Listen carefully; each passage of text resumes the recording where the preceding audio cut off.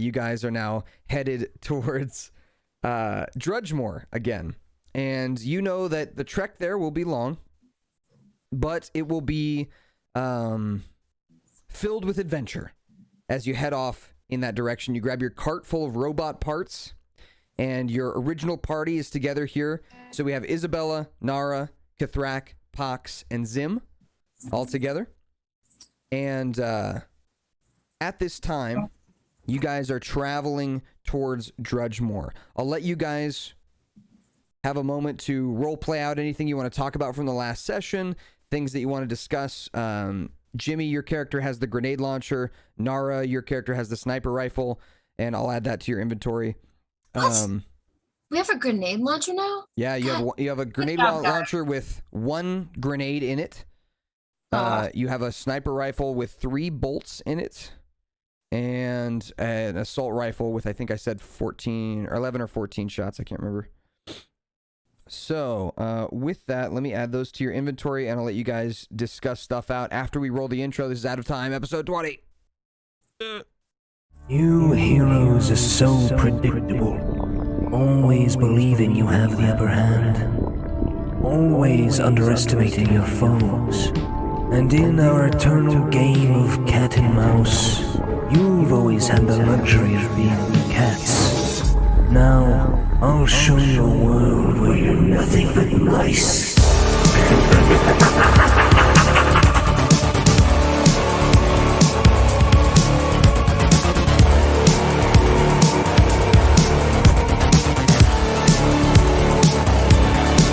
Can't stop me in the future that I've created. I have access to an army. I've upgraded my body. I have infinite resources at my disposal.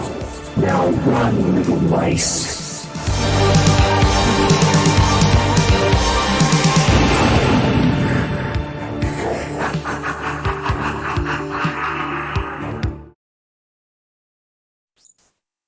Probably would have just been faster to walk. Okay, so I added the bolt action sniper rifle to Nara's sheet, so you can refresh, and that should be in there in your equipment, in your inventory, equipment. Yeah, I don't remember what the tab looks like. Give me a second. I think the tab is equipment. Yeah, in your equipment tab, you'll see it in there, and you just got to tick the box next to it if you want to equip it. So it has 3 shots in it. Okay. You saw it? Okay. Declan, I'm adding yours for you real quick. Let's go here. All right, so Declan, if you refresh your page, you'll see your weapon on there, and you can tick the box next to it. So refresh your character sheet, click on equipment, which is in the bottom right-hand box. You'll see equipment there. And then in your equipment, if you scroll down to the S's, you'll see your weapon there. You can tick the little box next to it to equip it. Got it? Got it. Perfect. And then Jimmy, we got yours. I'll give you yours as well. 1 second here. And Out of Time, Kathrak, equipment, add item, grenade launcher.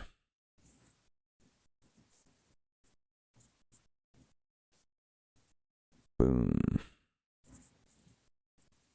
So we got that, and yours is a little different, Jimmy. Yours is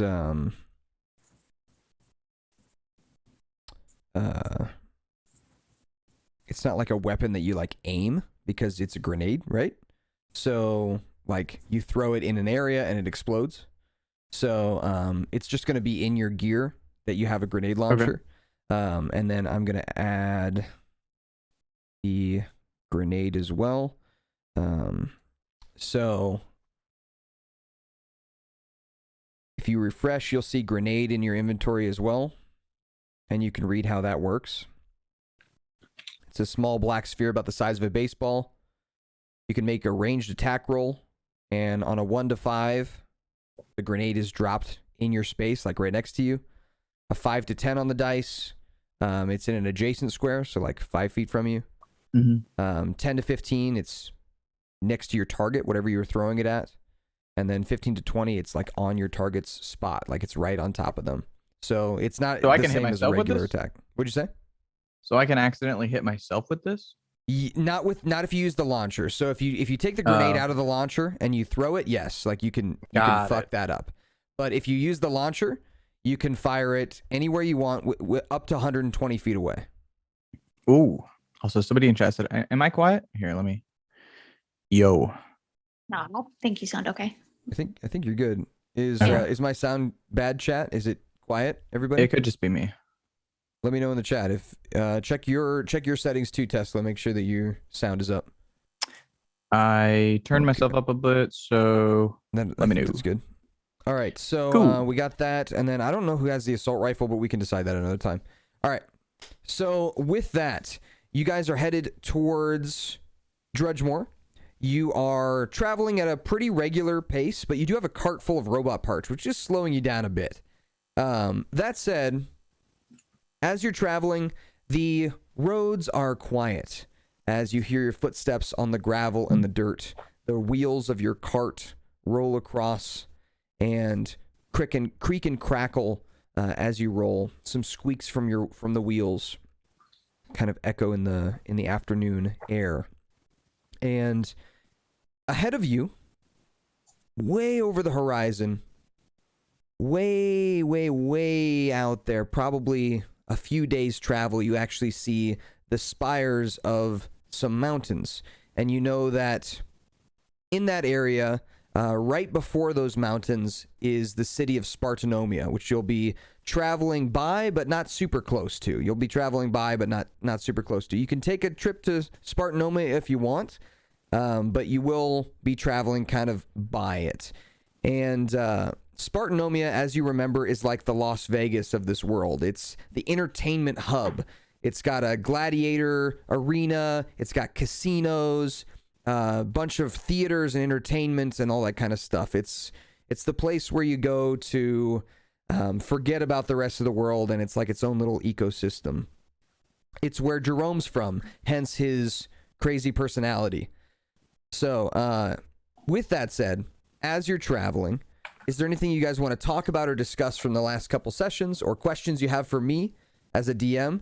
I like to do this kind of just talking and discussing for travel time, but if you have nothing, we can just skip forward to the next place that you get to. But go for it. If you have anything you want to talk about as characters, things you want to just discuss, maybe one of you wants to do something silly, I don't know, it's up to you. Now's a good time to just, get to know each other some more and role play with each other and whatever. Charge more like hold a grudge more. Right, lads? Zim just shakes his head because Zim's from Drugemoor. Stand by it. I know we didn't want to do any big catch up, but did I miss anything too crazy? We were just Last in week? combat. No, we were in combat the whole. Okay. Last session, it was mostly combat. After combat ended, you guys rescued Dweezil from the explosion. He was knocked unconscious. He was actually dying. Raziel was like killing him from the inside. And Dave, the bard that was with you, actually used lesser restoration to heal him and get rid of that that control that Raziel had over him, and saved him. And then you guys saved him from the imploding building, and he gave you some bunch of information about like the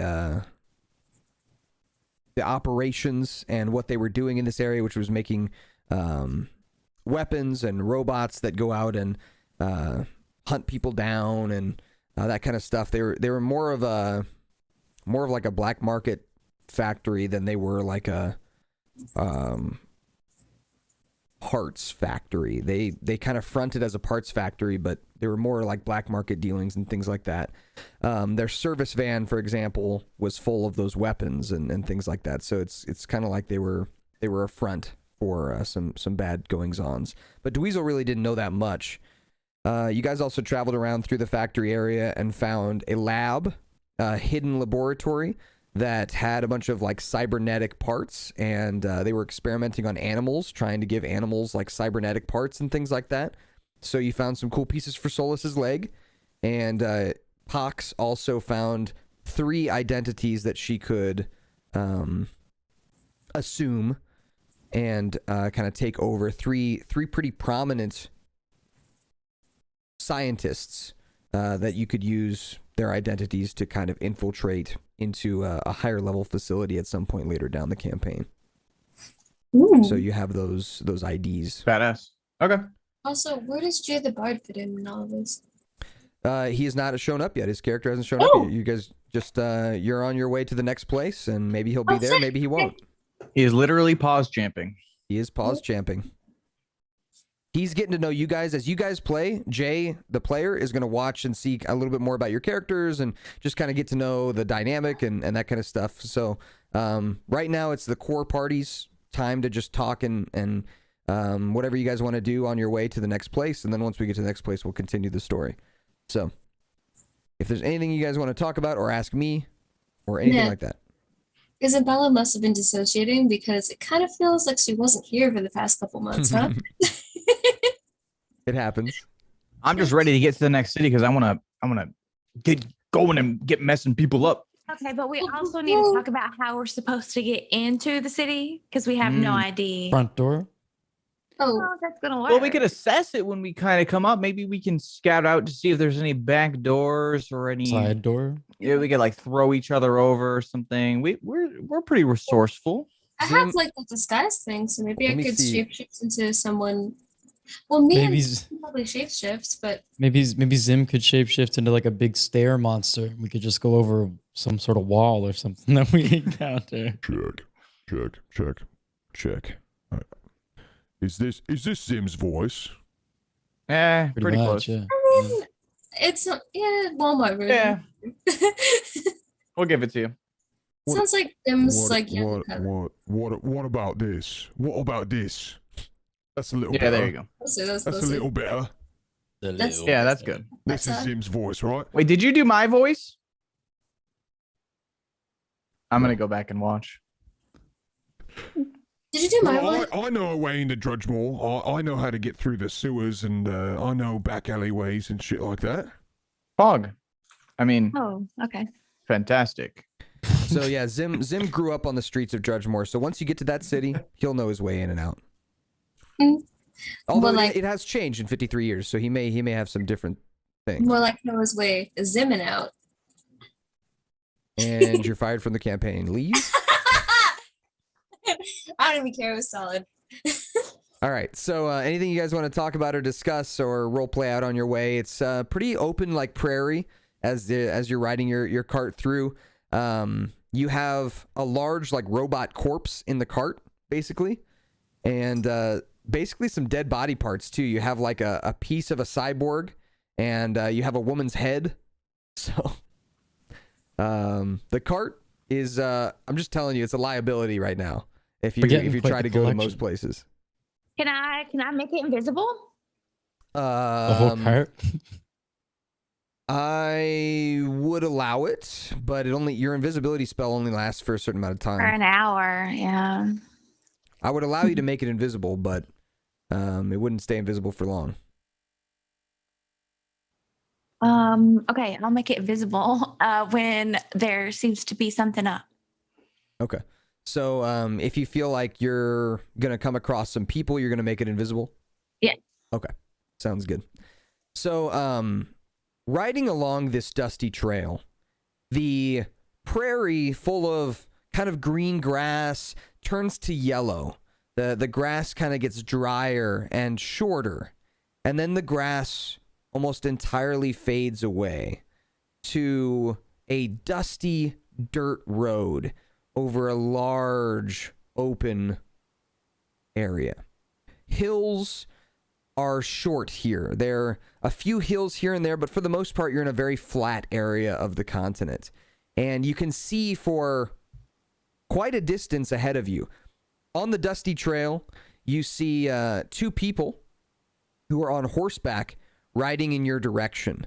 They are not galloping, but just trotting in your direction. They look like they are on the right side of the trail. If you're thinking the way traffic works, they are going to go by you without any problem. They are not trying to, get in your way or anything. They look like they're traveling by you. As they get closer and closer, would you like to make your cart invisible, or do you want to? Can I do it? I don't want it to seem suspicious. I don't want to be like, oh, there's a car, and then now it's invisible. Mm-hmm. So would that be something that you would want to do before they get too close? Yeah, let me go. Yeah. Or would you just not want to do it? It's okay if you I'll don't do want it. to. Okay. I'll do it. All right. So go ahead and mark off one invisibility spell. Oh, I did it on accident twice. Okay. And as the horses get closer, you hear their clip-clopping, and a tumbleweed kind of rolls across the dusty trail that's in front of you. And as they ride by, you get a good look at them. They are clad in brown leather jackets, dark black cowboy hats, and they have, what are those things called? Bandanas across their noses and their face, kind of covering up their mouth and their nose. You can just see their eyes. And they're wearing gloves, boots. Their cloaks kind of wave in the wind as they go by, and their horses whinny as they go by. And they don't seem to bother you. One of them kind of gives you one of these like 2-finger salutes as they go by, but they don't seem to bother you too much. They just ride right on by. Do you guys want to do anything?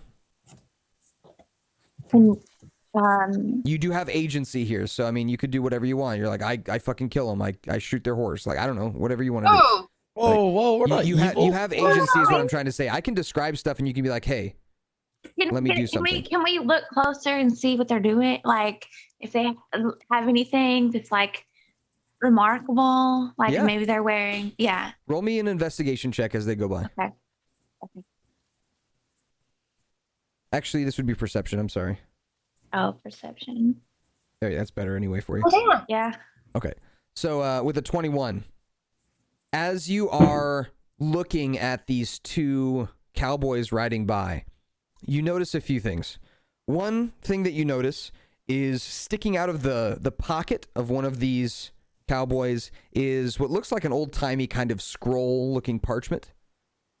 And as you get a good look at that, you can make out, it's kind of wrapped, the parchment is wrapped in like a circle, but you can make out the words "want" on the I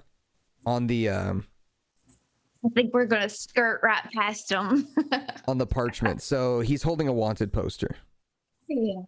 No, in his thank you. pocket. You're not sure who's on it. Also, you notice that they look very well dressed. Although they are a bit dusty, the spurs on their boots are shined and beautiful. They look like really nice snakeskin cowboy boots. Their clothes are nice leather. They look well paid and well I'm gonna whisper dressed. and say, Oh, I couldn't hear you. The mic didn't pick it up. "Well, those are bounty hunters." I'm gonna whisper. Oh fuck, we need to go. So they went right on by you. So that's what you say as they go by? No, I mean, I'm gonna wait till they leave so they don't hear me. Fair enough. See ya. Or should I try to steal that wanted poster? Probably not. I would say You don't because think they'll I should probably just try to kill us. swap it? Swap I it? could swipe it. Can I swap it? So you would know that reaching over across, like you're riding on the back of Solus, I would imagine, like reaching out to try and grab that would be hard. You could do it. It would be hard. It would be hard to do it There's unseen. bags, so like if they're already passed, can I? Whoop? With a little bit of extra planning, when you like really thinking about this, I can see that you as a player are really thinking about how you would do it. I would let you roll for it. I'd let you try it, but know that it would be a high roll that you would have to get. You'd have to get a high number on your sleight of hand check. So I'm up gonna to you. try it. I'm gonna do it. Okay. I'm sorry if this is not good. Okay. So as you reach out to attempt to grab the wanted poster, you just miss. You miss the poster as it goes by, and looking at the like the backs of the guys as they're riding away.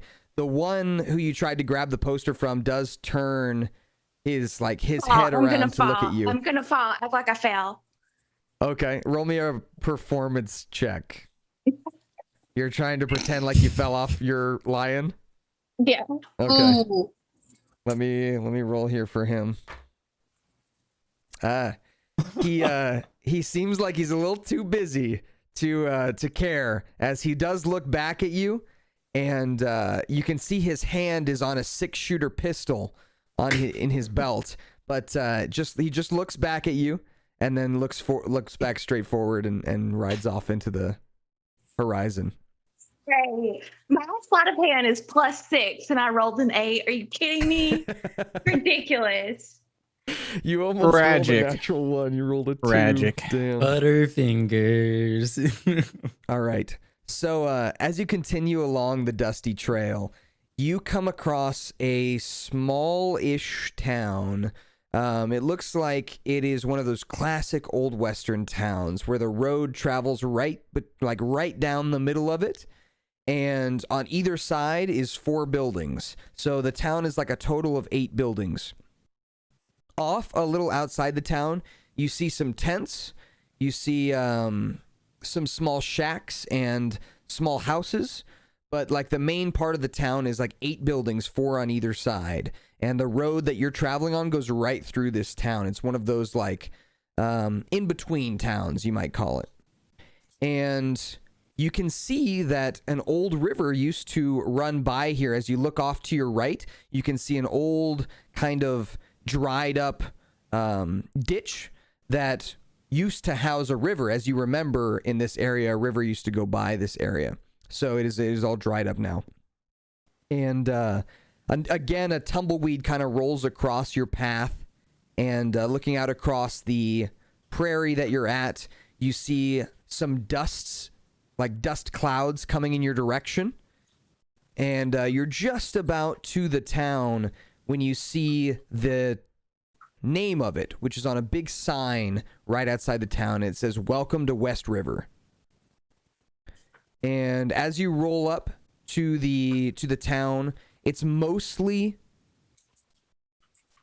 empty. That's what I'm trying to say. Mostly empty. You see a few horses parked outside of one of the buildings. But the dust is about to approach, and if you stay outside, you know that your characters are either going to need to cover up or suffer the consequences of a lot of dust getting in your eyes and your face and mouth. So the dust clouds are probably a couple minutes out. You've just rolled up to the town, and you see a few horses, like I said, outside of what looks like a saloon. And for the time of day, it's probably... At this point, it's probably like 7 p.m. So these hitched horses look like they belong to patrons of the saloon. And as you guys roll up, you've got your cart, which is uninvisible now. It's back visible. And you have your... I don't remember how many horses you guys had. It's been a while. I think you had a few. I thought we only had 1. Yeah. You might only had 1. Not sure. No, well, the circus people gave you a cart, and I think they gave you... We're just going to say you guys have 2 horses until I'm corrected. I'll go back and watch it after this at some point, but we'll say you have 2 horses. So for the most part, you were just kind of walking everywhere. So with that, what would you like to do? The town itself, like I said, seems pretty empty. Nobody's out and about. Nobody's even standing outside of any of the buildings. Looks like it's pretty empty. That said, you see a lot of horse prints on the ground going through here. Looks like this is a very commonly traveled area. Can we see what the other buildings are? Yeah, so you see a saloon. You see and the saloon's like the biggest building of the whole town. You see what looks like a sheriff's office. You see what looks like a drugstore, like a convenience store. You see a weapon shop for selling guns and ammunition. You see a like knick-knack shop that, strangely enough, this is very interesting to you. It sells what looks like kind of random country western peripheral things. It sells like cowboy hats. Like, get your cowboy hats here. Get your cowboy boots. I'm going in there. Get your fake 6-shooter pistol for your kid. Wait, didn't I steal one of the hats from one of the robots? Yep, you did. You got a cowboy hat. Shit. Yeah. You put it on? Yeah, I want to go into the knick-knack store. Yeah, I'm down to go in just to see what they got and talk to the locals. Okay. So as you go into the knick-knack store, it's called Old Western Gifts. And in Old Western Gifts, as you open the door, a familiar sounding bell kind of brings you back to the old days as you open the door. But you notice when you go to open the door, you're not actually the one who opens it. The door opens by itself, and you hear just a slight zzz as it opens up. It's electronic. The door itself it looks wooden, and it looks like an old wooden building, but for some reason, when you approach the door, it opened automatically and rang a little diddling bell. So you're getting some conflicting emotions here as you hear the old bell, which makes you feel you remember the old times, but the door opened automatically, which means there's definitely some mechanical something going on here. God damn it. And Newfangled kids with their newfangled automatic doors. as you come in, there's a shiny looking chromatic robot behind a counter. It's an old wooden counter that he's standing behind. He's got a brown cowboy hat on that has these little white tassels that come off, and his eyes glow blue, and he does not look like a cyborg or any of the robots you've seen before. He looks a little different. He looks like a customer service bot, and he actually has no legs as he rolls out from behind the counter, and he, like, the bottom half of him is just it looks like one of those wheelie chair bottoms. It's got like, it just comes down in like a column and then like 6 wheels. So, but the top half of him is like a humanoid type body. He's got a chest with arms and a neck and a head. So as you come in, he says, "Howdy," and kind of tips his hat to you. And he says, "Welcome to Old Western Gifts. How can I service you?" Oh. And looking around inside here, you see, like I said, it's an Old Western gift shop. So anything you can imagine in an Old Western gift shop, you'll find here. You'll find old, like plastic 6-shooter pistols that you can, pretend to have. You'll find cowboy hats, but they're pretty cheap looking. You'll have cowboy boots that look like, again, pretty cheaply made. T-shirts that say, "I made it to Westriver." Stuff like that.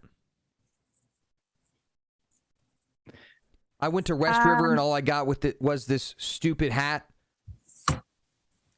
Is there anything more interesting in here, or is it just like interesting? What do you like mean look interesting? around? What's interesting to you? Look around, and I don't know, things that aren't Western, maybe from like before the Western. We able to like roll like an investigation check just to see if there's anything that like special that pops out? Sure. Go ahead and roll me investigation checks, everybody.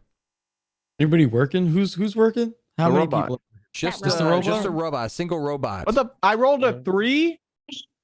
It's okay. So I walked over to a mirror and I was looking at myself in the mirror with my hat on. I was just admiring how fine I look. Okay, we got a 13 from Isabella. Oh, sorry, 15 11. from Pock. Oh yeah, 11. Okay, you're right. All right. So with that, Nara, Kithrak, and Isabella, not much to really be seen, unfortunately. Looking around, it looks like just like a regular kind of whatever gift shop. The robot is interesting. It in itself, it's interesting. You have not seen a service robot yet. You have not seen a robot that's like a worker yet. This is your first time. So also doesn't look like it would be much of a threat. As it, again, doesn't have any legs. It wheels around itself on this kind of weird little track that's on the ground. You notice it's kind of like stuck in the tracks that kind of go across the ground. And the robot itself does kind of tilt its head at you and repeats its question as you guys are looking around. Is there anything I can service you with? What do you offer? What do you offer? Okay. So as you say that, before I answer that question, let me give Pox her investigation check. So Pox, as you're looking around, noticing a few things. One, this building is reinforced with metal, and you can tell because you can hear the whirring of mechanical augmentations as you put your ear up to one of the walls. You can hear that this entire building is made of metal, but it looks aesthetically like it is made of wood. So it has been made more aesthetically to seem like it's older than it really is. So looking around, after noticing that, Pox, you notice there are cameras that are in each corner of the building. And these are things you've seen before. You know that they connect to some kind of screen that will allow people to see you. And it does put you off a little bit.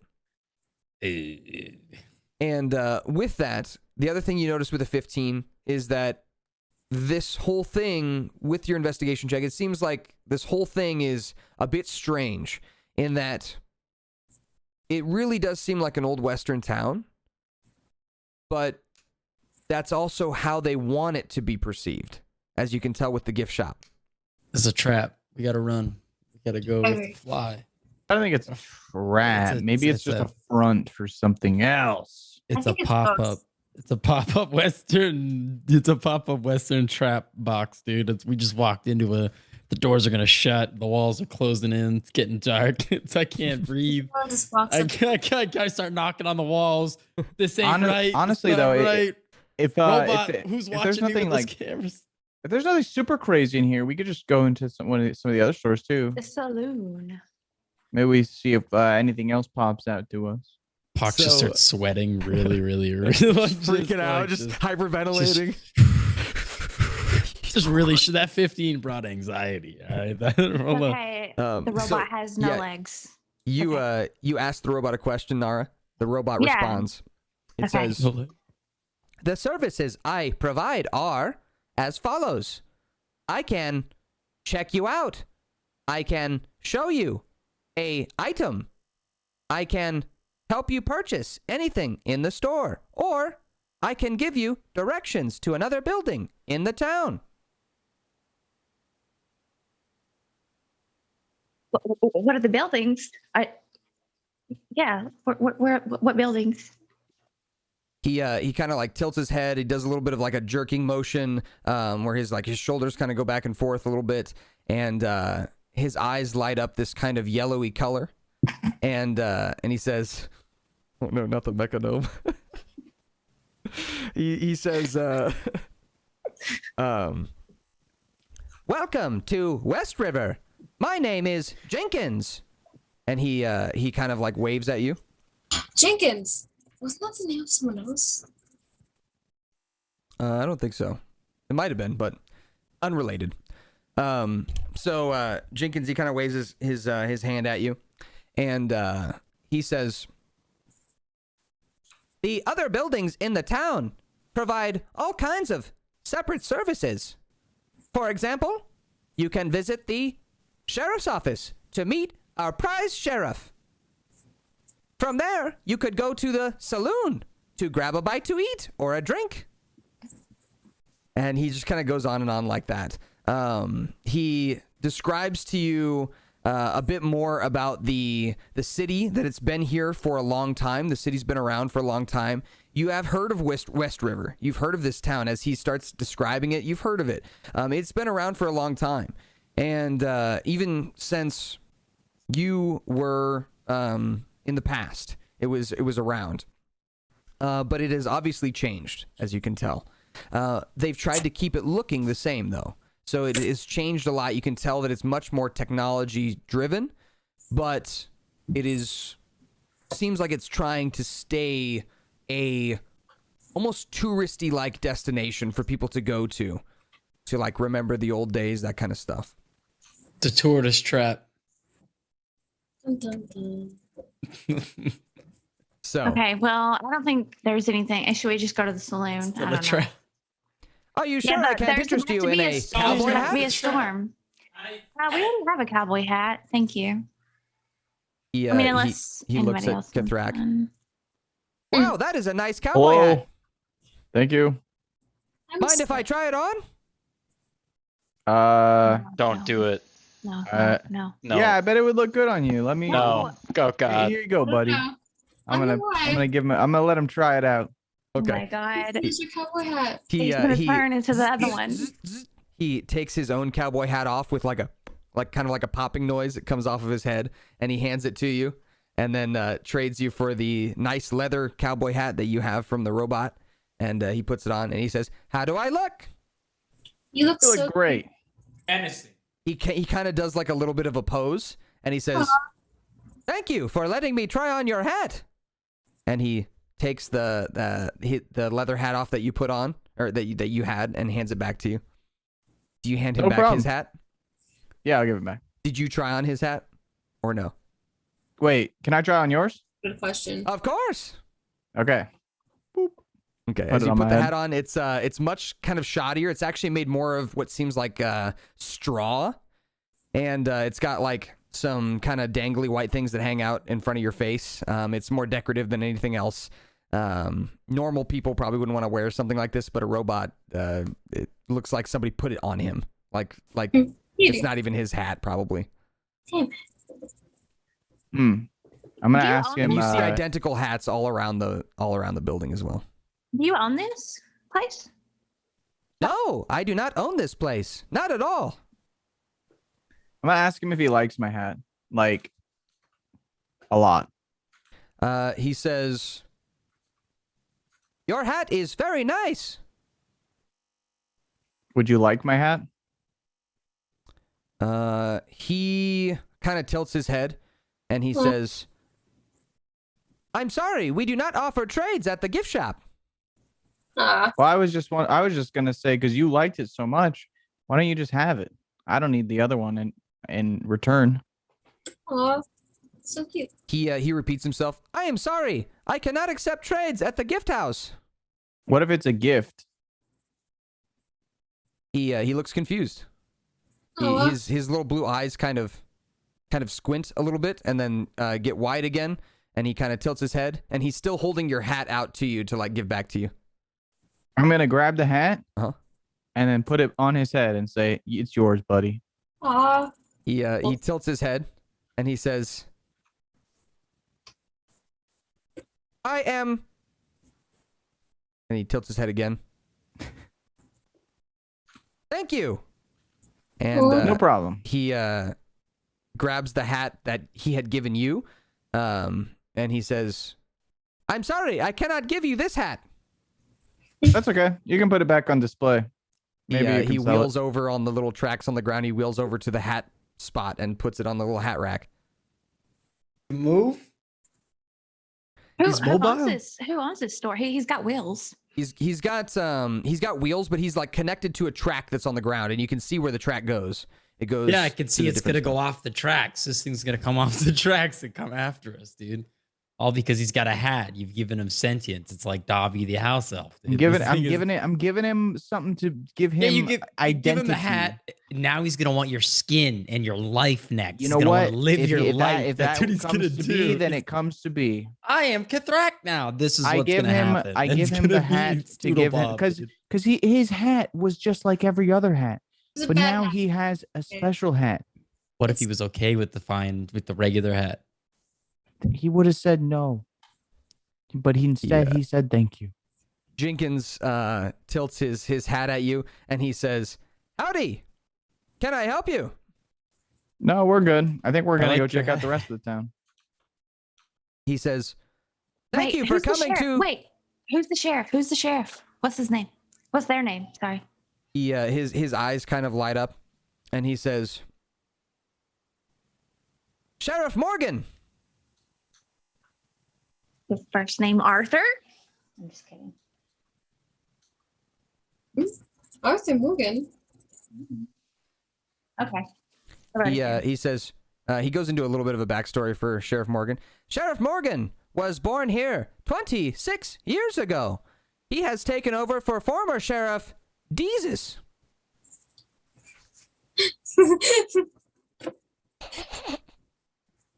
Come on. Deezus. Who's Deezus? Related to Mr. Nuts, perhaps? Deezus, former sheriff, took over for Sheriff Nuts. The lineage is impressive. So The timeline of this town seems like it goes back far. Oh, hey, was that before or after Ligma? That was before the Great Plague of Ligma. Oh, the tragic, yeah. Yep. So sad. Pretending like we know what he's talking about, because obviously we wouldn't. So he says, Sheriff Morgan is a benevolent and fair sheriff. We love Great. Sheriff Morgan. Do you think he'll like your new hat? He, Jenkins kind of tilts his head. I am unsure what you mean. I bet he will. Okay. Okay. Do we want to go check out another shop now? Yeah, Let's go to the saloon. Ooh, the saloon. Okay. Yeah, we should go to the saloon. So you guys walk up to the door. Pox, did you want to do anything else? I know you were kind of suspicious of this place. There's... Oh, let's go to the saloon, man. Right. This robot's giving me the heebie-jeebies. It's going to start At tilting least he's its head looking a good little while too- doing it. It's going to tilt its head a little too far to one side and then start thinking the wrong things. It kind of follows you to the door but can't leave because of the tracks. As you exit the building, a couple of you guys look back and see that it is waving at you slowly. Bye. Goodbye. So, with that, you guys head across the dusty street to the Dusty Saloon, wherein as you approach those classic saloon doors that you get to kick open, and they fly open and everyone looks at you, classic movie trope. As you go Let me guess. kick They the just door, open. zzz, they automatically open, Damn it, dude. removing all of the fun of What a kick in the moment. cock. And as you approach that door, when it's closed, the saloon door, you don't hear anything. But as it zzz opens, you hear the sound of a guitar and voices laughing inside the saloon. And as you enter,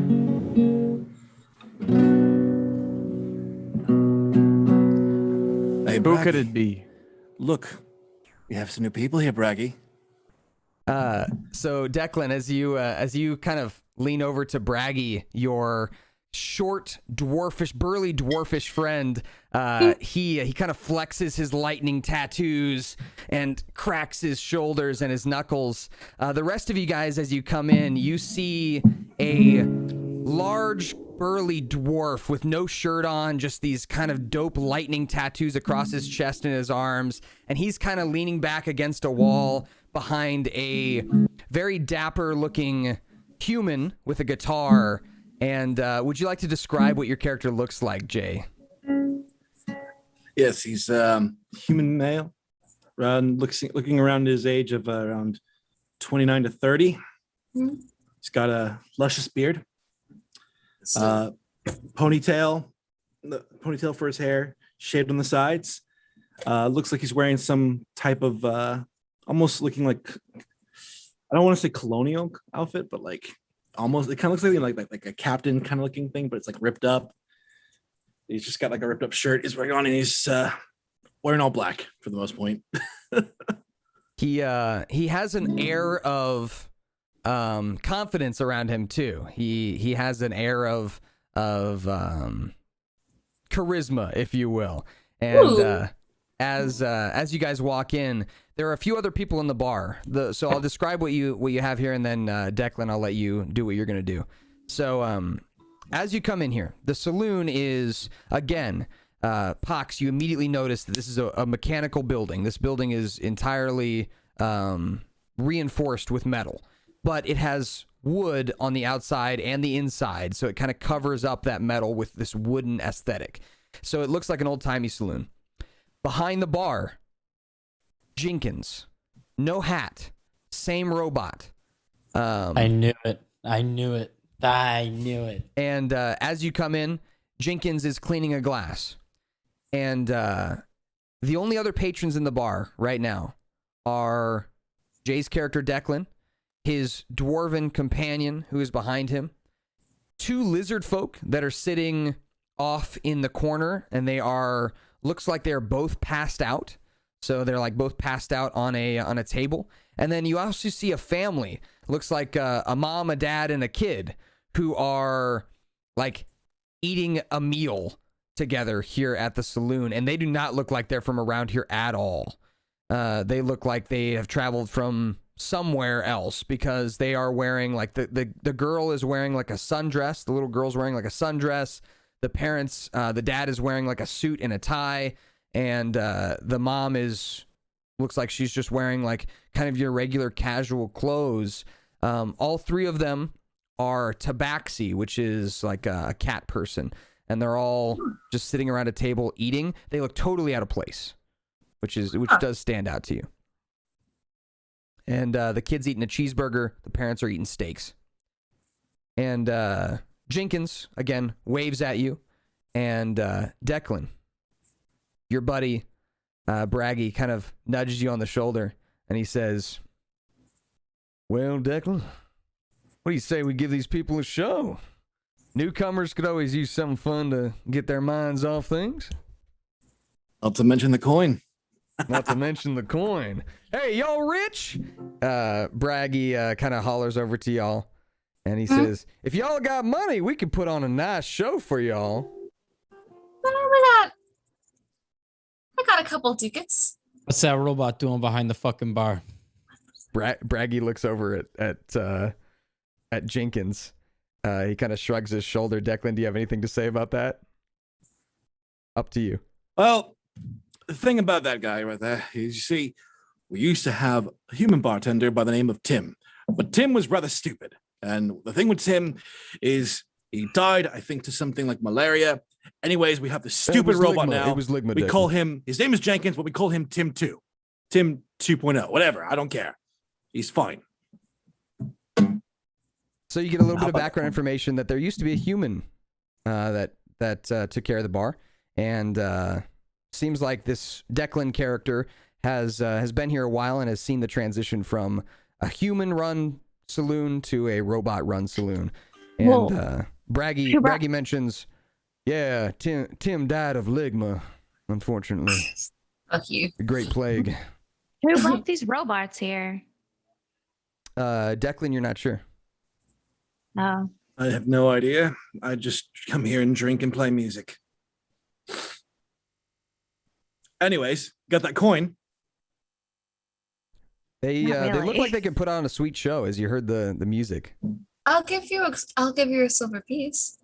So with that, you know, Declan, that in this time period, credits are what matters. Credits are like a special form of currency. No longer do people really use gold or silver or copper. In fact, in your lifetime, you've never even used those things. You've seen them before.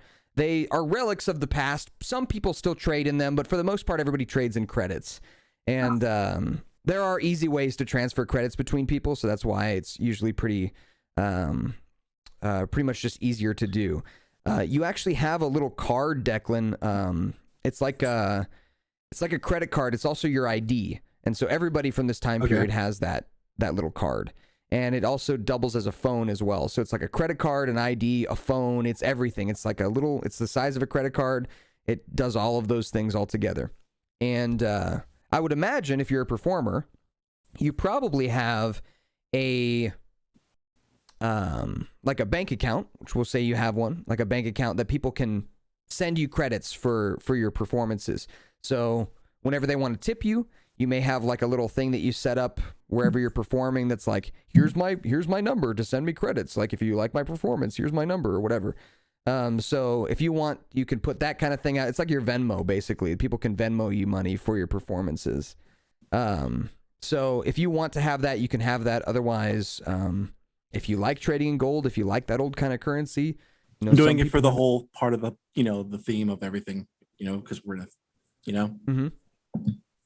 We'll have maybe Braggy will go around and collect from everybody who wants to offer tips and stuff after. Okay. All right. Sounds good. All right, then. I will take your silver. Get ready to do the thing, Braggy. You can offer me a diamond-plated pearl. You can send me all the riches in the world. You can tempt me with the palaces of kings. I'd give them back in a big old sack and keep the simple things. I've got the simple things. I've got the rain in springs. Got spicy chicken wings and french fried onion rings. You can line me up in my limousines. For me, it don't add up to a hill of beans. I got no hankering for grabbing your brass ring. It's crystal clear, I'll sit right here and keep the simple things. And as you finish up, Braggy holds his fists up, and a bolt of lightning strikes outside with a big thunderous clap. And as his lightning tattoos light up, and he shoots off some electricity from his fingers that sparks up to the ceiling and kind of lights up the room with like fireworks. And what'd you say? Is he magic? Braggy the dwarf has some kind of lightning abilities, as you can see. And Declan just seems like he's really good at playing the guitar.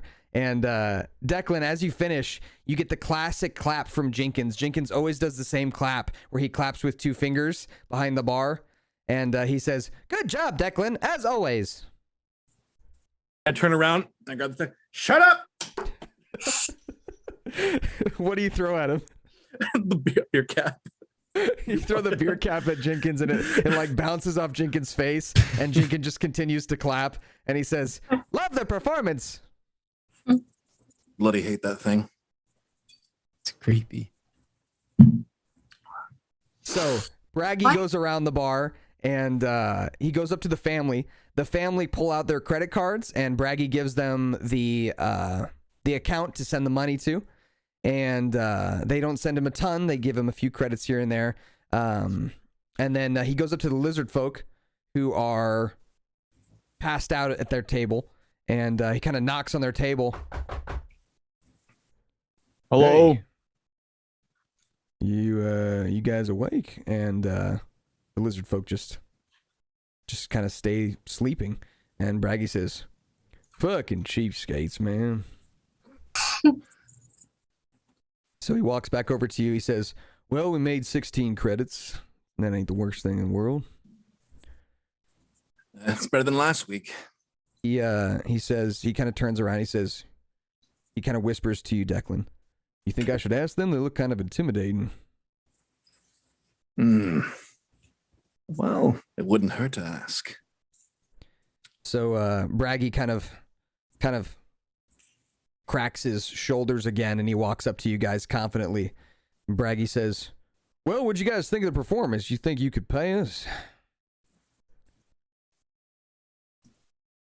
Oh yeah, I'll give you a credit or two. I think my guy. Much obliged. Out of context, I don't think I have any credits still. You don't, Kithrak. I'm like the only one that didn't get credit. Mistake. I don't think Yeah, I I don't. have- Can I give him money, like gold? Yeah, they're accepting it.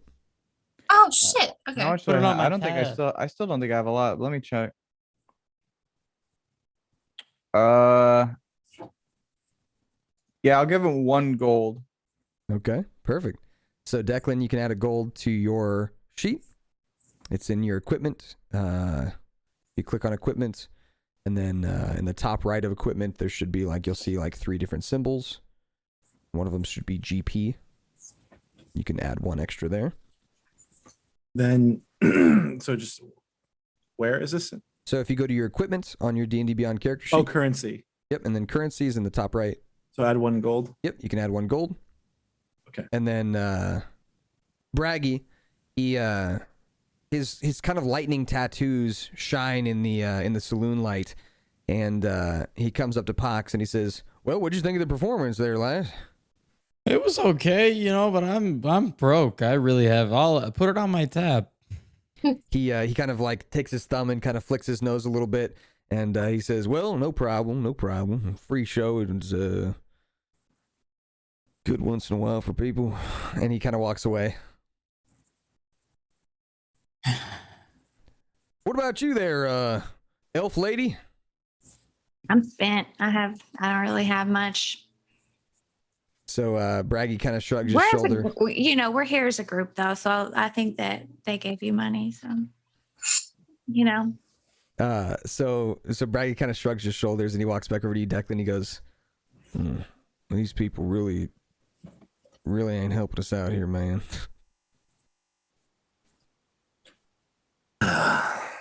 Same as always. Same as always. And you both tip your drinks back. And he sits down in the chair next to you.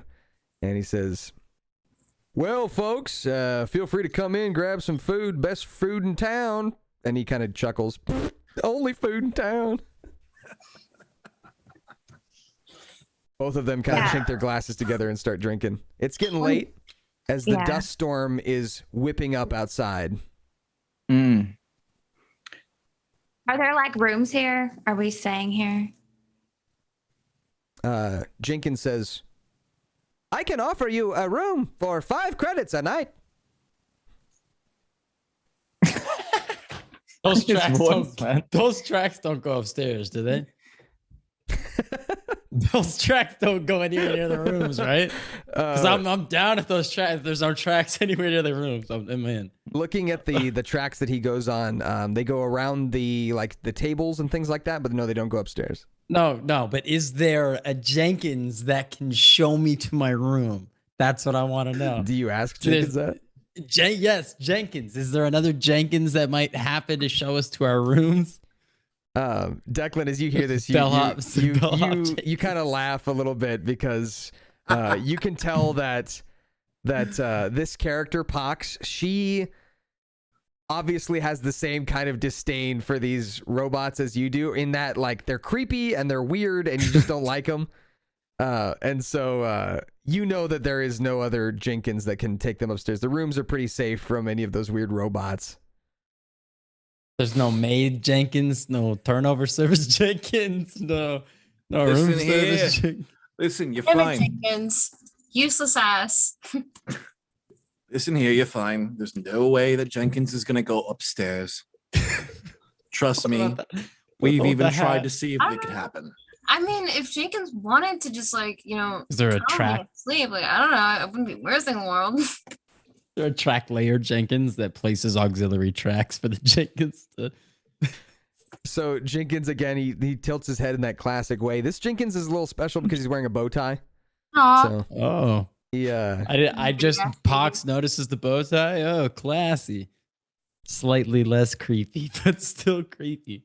He's cleaning a glass and he says, "Yes, as Declan said, I can't go upstairs, but I can help you down here." Okay. One thing I do want to all of you here. Be careful when you use the rest facilities because he does have access to that. There's a hand. I do need to clean the restrooms. I try not to clean them when people are in there. There's bathrooms in the rooms though, right? You came in there last time, Jenkins. I was in there. I told you I was going to have a small piss.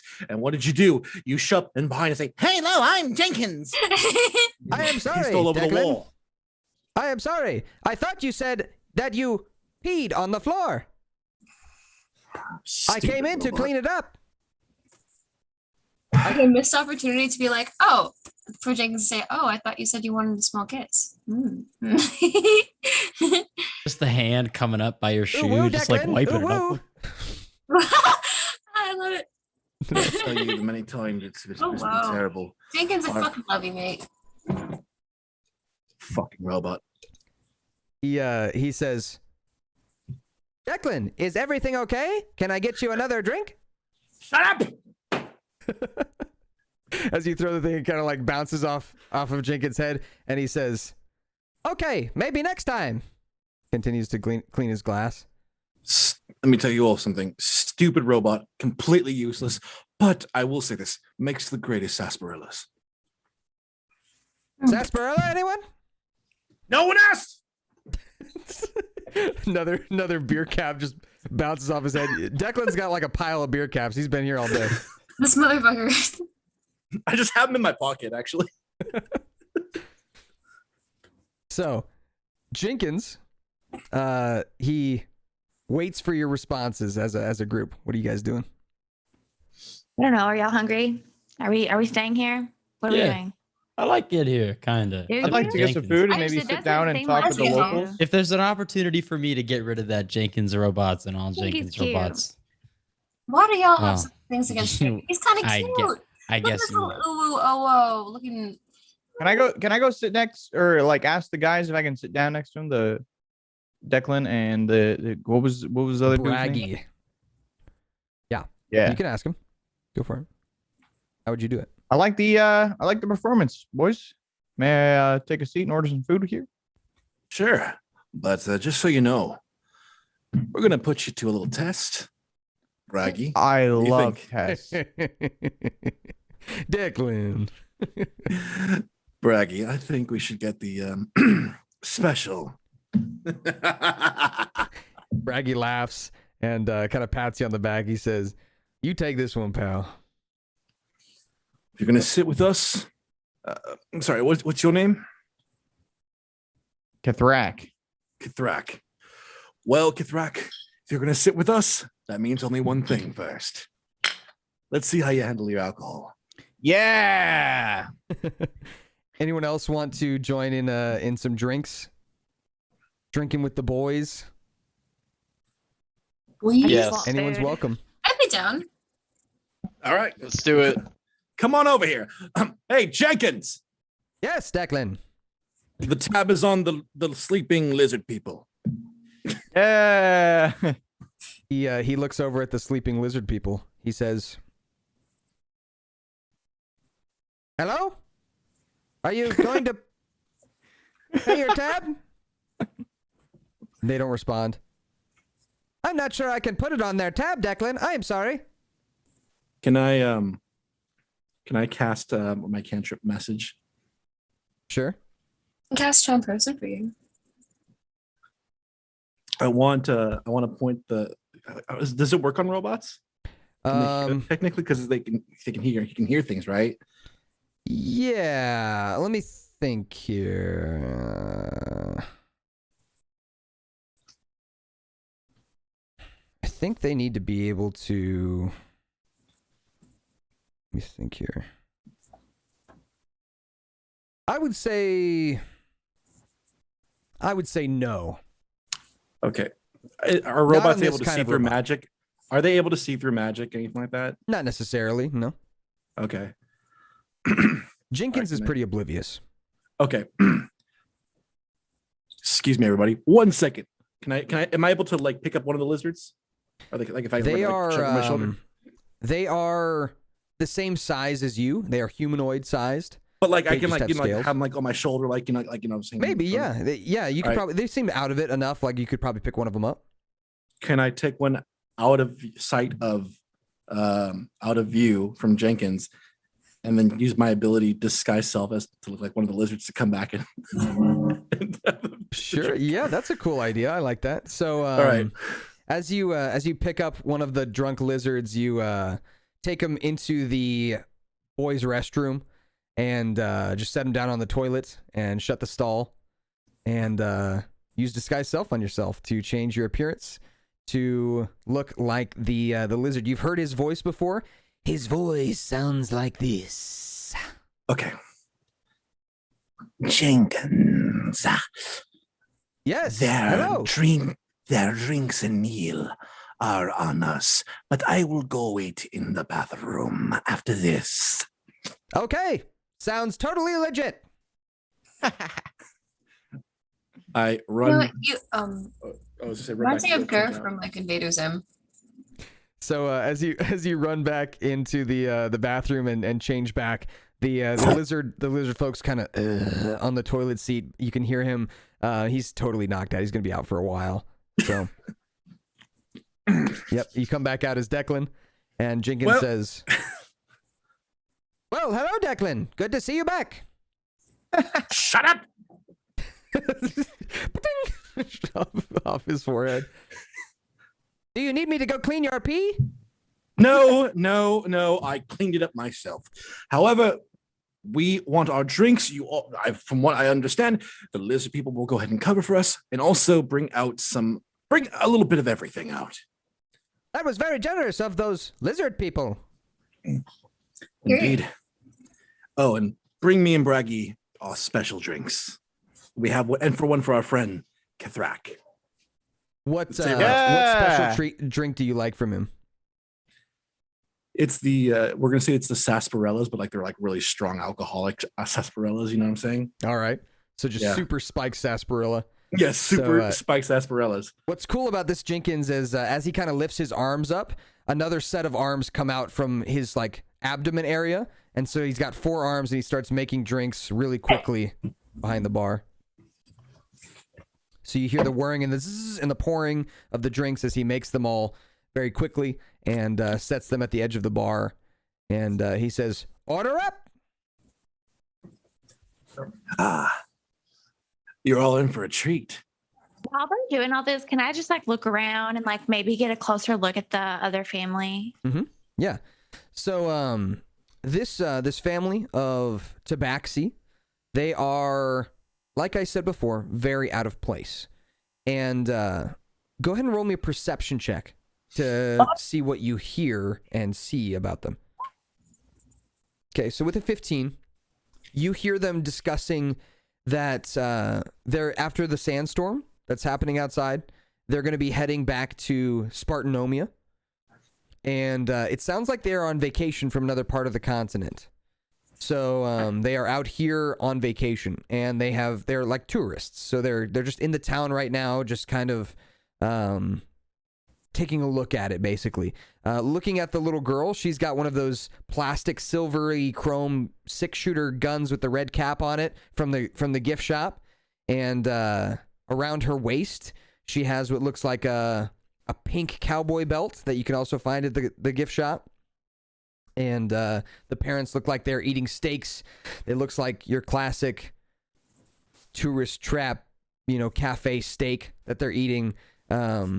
This definitely is a town that is pretending to be Old Western, and these people are just rolling through. They seem like travelers. They seem like, your regular family. So with that, you get a little bit more information on kind of the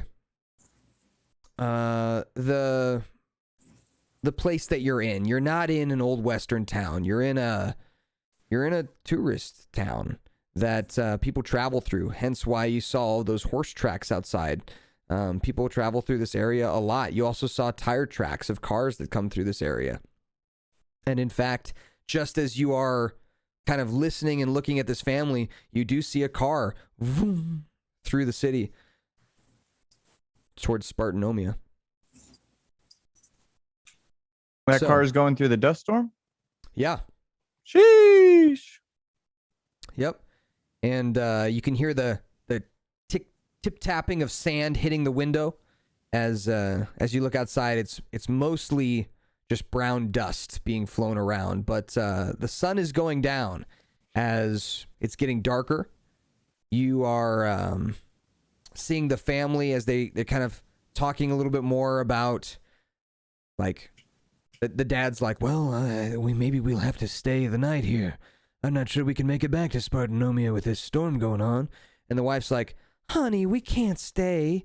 We got to get her home for school next week. And the dad says, well, there's no way we're going to be able to catch our train if this storm keeps up. So they're kind of discussing their plans and what exactly is going on. With your perception check, I'll also give you, Nara, that this place seems like it is often more busy than it is right now. As you can see, there are signs of wear and tear on a lot of these tables and chairs from people sitting in them, using them, that kind of stuff. Jenkins looks like he is well worked, as his arms are what look like have been augmented to make it so that he can work a lot quicker. So it seems like there's oftentimes a lot more people here. You're just on an off day. It's one of those days where it's just kind of a laid back day. Not as many people that are normally here, but it's also a weekday. So it's not a weekend where you feel like this town probably really pops off. People like going to these kind of novelty tourist trap places. Okay. So that's the information that you get from that. You guys do smell the smell of cooking in the back, and Jenkins politely waits, quietly watching you all as you are sitting with Declan drinking. And if you want to order food, you can. If you want to explore the back in like the kitchen, you can. If you want to explore upstairs, you can. Upstairs is where like the rooms are to stay the night. So all of that stuff is totally fair game for anybody. We're going to flash back over to Declan and Isabella and Kathrak, who are drinking. Does anybody else want to drink? I don't think Zim would. I'm hoping I'm playing his character right by saying I don't think Zim would get into a drinking contest. Zim would mostly just look at us and disapprove. Exactly. No, I think I'm gonna keep looking around. I want to like see if there's like wanted posters and stuff around. Mm-hmm. So Cool. I'll do that in the background while y'all are doing all that. Okay. So, Pox, what would you like to do during this time if you're not drinking? If you are drinking, great. Yeah, we can drink. Okay. Yeah. All right. So then here's how this is going to work. Declan and Braggy, you guys are going to get advantage on these rolls, which means you're going to roll twice, take the higher number because you are used to drinking these. Whereas everybody else is going to get a regular roll. And this is a Constitution saving throw. So in the top left of your character sheet, the very top left, there's a small box under your stats that says saving throws. It's the top left of your character sheet. I want you to click on the one that says Constitution. Click on the little number next to it, and it should roll a Constitution saving throw for you. All right, so you got an 18 for Declan. Braggy got 16. Kathrak. And Pox. Pox, you got an 8. Isabella, you got a 11. And Kathrak, you got a 17. Okay. So after these first rounds of spiked sarsaparillas, Declan, Braggy, and Kathrak. Declan, Braggy, Kathrak, and Isabella. You're all doing okay. You're feeling it, but it's not like overwhelming, and you're kind of like woozing back and forth, but you're like, it's like that kind of like good feeling, like okay, like I'm feeling it. Pox, you're hit a little bit harder. Whoa! It's making you a little woozy, maybe. Whoa! This is what's all. This I feel like at the end of the night, this Fox is gonna be like buddy with the robot. My face slowly starts to become like Jenkins. I have a changeling. My face is, I'm gonna start freaking. You know what? I'm gonna start. When everybody looks away, is it possible for me to just change my face to Jenkins's real quick, just to creep everybody out? You're gonna have to roll a. Let's see if you can roll a perception check. Roll me a perception check to see if you can like time it right, where like everybody's looking away at the same time for you to surprise them. Oh, shit. With a 7, you don't find a good opportunity to do it in the way you want. Like, you know the way you want to do it. You want to like surprise people. You may have to leave the room. Look at this. No, guys, look at this. That I changed into Jenkins's face, and then I'm gonna walk up to Jenkins. Okay, so you guys watch. Declan, this is the first time you've ever seen a changeling probably in your life. A changeling they look just like a human, but they can change the way that their face and their body and their skin color and stuff is. Anything. So I'm reacting to this, and I'm just like sniffing your drink. Braggy, did he just change his face? I think I just saw that. I do declare, I think that lady just changed her face. She changed her face. So Braggy, he kind of like leans into you and he goes, Don't you do stuff like that? Not like that. That's intense. That's fucked up. He looks over at you, Isabella. He's like, yeah, that is fucked up. And guys, look at this. Guys, stop. Pay look. Oh, look at this. Look.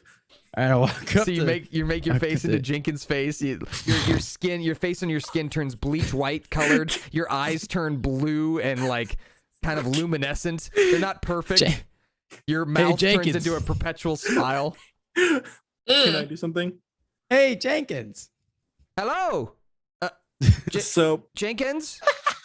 Hello, Jenkins. Hello, Jenkins. Hello, Jenkins. Howdy, Jenkins. Hello, Jenkins. How you doing, Jenkins? I'm grabbing two bottle caps and I throw them at both Jenkins. Damn it! Now there's two of them. So the one Jenkins just gets hit in the face. Face changes back with the hit. Pox, go ahead and roll a dex save, unless you want to just get hit by it. Nah, I'll let it hit me in the head, and then my face just changes back. Well, that was weird. Don't let me do that again. Jenkins, he tilts his head and he says, "Can I get you something to?" Hello. No, don't forget about it, Jenkins. You ruined it. Oh, okay. Thank you. I've had enough of these bloody robots. Jenkins picks up the bottle cap that this time it like bounced off his face and landed on the bar in front of him. He picks up the bottle cap and puts it in a jar that's at like the end of the bar, and you notice that there is like well over 600 or 700 of these bottle caps in that jar. Poor Jenkins. Taking a beating over time. I just imagine all the lights going off. Like, good night, Jenkins. You have pieces. There's like just Jenkins just standing there, and then just like tears just start falling out of the bar, and Jenkins just starts wiping up the bar with the tears. Oh, I cannot cry. You also can't do anything right, Jenkins. I have no tear ducts. But I have feelings. I also don't have any feelings. Jenkins, you remind me of my mother. That is flattering. Was she beautiful? No, she didn't have any feelings, Jenkins. Oh. Fucking Christ, dude. Can I get you some steak or something else to eat? Maybe another sarsaparilla. Drinks all around? Glad we're talking about your mom, too. Do it. Fucking Christ. Drinks. Declan, you want drinks? Hey, I want more drink. All right. I have to ask. Uh-huh. Pox, can you handle it? Because your mates here, they seem to be doing all right, but you. We'll see. We'll see what we'll see if my stomach can handle it. So, just make sure next time you change into something interesting. Oh God. I just mine. I feel something wrong. Mean. Declan's very mean. You drink. So what we're gonna do is we're gonna do this next round of drinks, and this time, so Pox, go ahead and roll with disadvantage. So roll twice, take the lower number. Kathrak and Isabella, you can roll straight, just Constitution save. And Declan and Braggy, you can roll with advantage. So roll twice, take the higher number. Oh, what? Come on. Okay. 12. All right, so the number to beat is a little higher. Last time it was 10. You had to beat a 10 last time. This time the number is 13 to beat. Fuck you. So, Kathrak, you're still good. That one Braggy's didn't still even. good. Oh, that one brought a second wind. Woo. I should have to be back to like only needing 10 for next turn or something. Declan, you're good. Guy. Pox, you start feeling a little queasy. Well, your food's coming up. Your rations are coming back up, and Isabella, you're starting to feel what Pox was feeling on her first drink. So you're feeling a little woozy. So Pox, you just go ahead and roll me. Just go ahead and roll me one more Constitution save. No disadvantage. Just Constitution save. Just one more. I hope Dennis can clean up puke. Yep. Richard or Rick. What's that robot's name? Okay, so Declan, Pox obviously having a little harder time holding down her liquor, but you respect it. You do respect it, you know? Not much, but a little bit.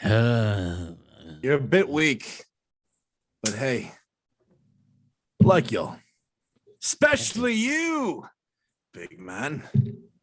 Fucking look at you. I'm a likable guy. But you know how you really you're earn all my right. respect? Oh, how's You that? beat me in an arm wrestle. Fuck it. Yeah, that's what I'm talking about. Let's do it. All right. All right, are we able to set this up? Yeah. So, Amanda, you should do predictions for who's gonna win. okay. Let's see if I can Probably only remember how to open do for this. like 1 minute. Is it prediction? Okay, prediction. In your dashboard. You might have to add it. I think I got it. Let's see. Start prediction. Who? Wow. Okay.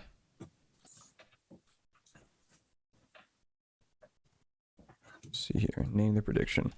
Who will win the arm wrestle? Will it be Declan, the newcomer, or champion Kathrak? Yeah, boy. We're gonna give a minute here to respond. 1 minute or 2 minutes? 1 minute? 1 minute. All right. Boom. Prediction started. Bet all your points, pussies. Winner has to beat Jenkins. Winner has to beat Jenkins. While you guys are making your predictions, Whip, you're looking around for interesting things. Do you think you would slide past Jenkins and try to go to the kitchen? Sure. Okay. Go ahead and roll me. Do you want to be stealth about it, or do you want to just kind of go? Be stealthy. You said be stealthy? Yeah. Okay. Go ahead and roll me a stealth check. Natural 1. Why? These are my things, and I'm being terrible at all of them. It's okay. It's okay. So as you're kind of going by Jenkins, you bump one of the glasses that's on the bar and knock it off, and it shatters to the ground. As Jenkins looks over at you, kind of quickly jerks his head over and looks at you and says, "Can I help you with something?" I'm just looking. Okay.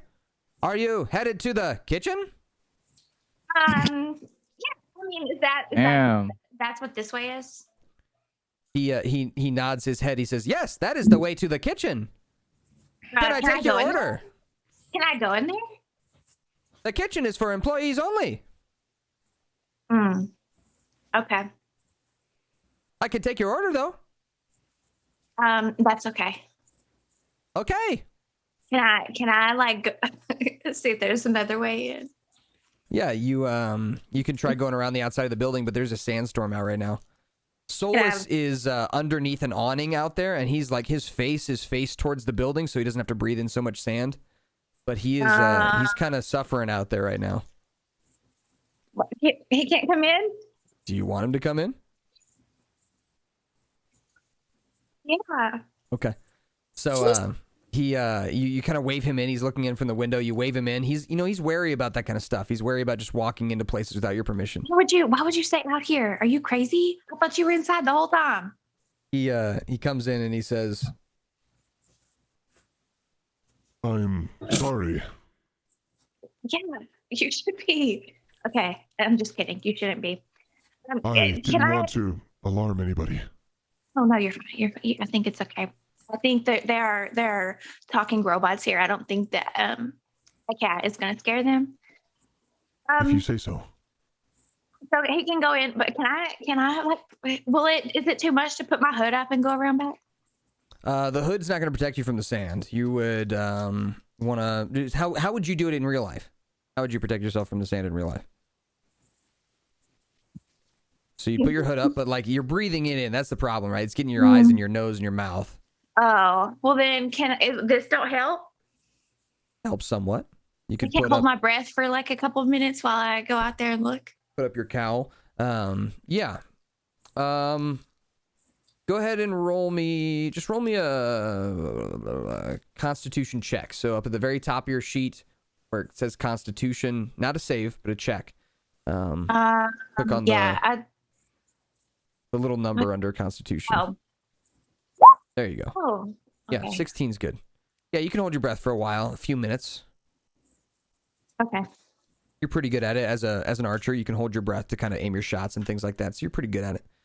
All right, so you put your cowl up and head outward into the dust storm. The rest of you guys watch her exit out the saloon and into the dust. Declan, for you, that's like pretty surprising. You don't normally see people just go out into the dust like that. And Braggy kind of bumps you and he goes, well, they're obviously not from around here.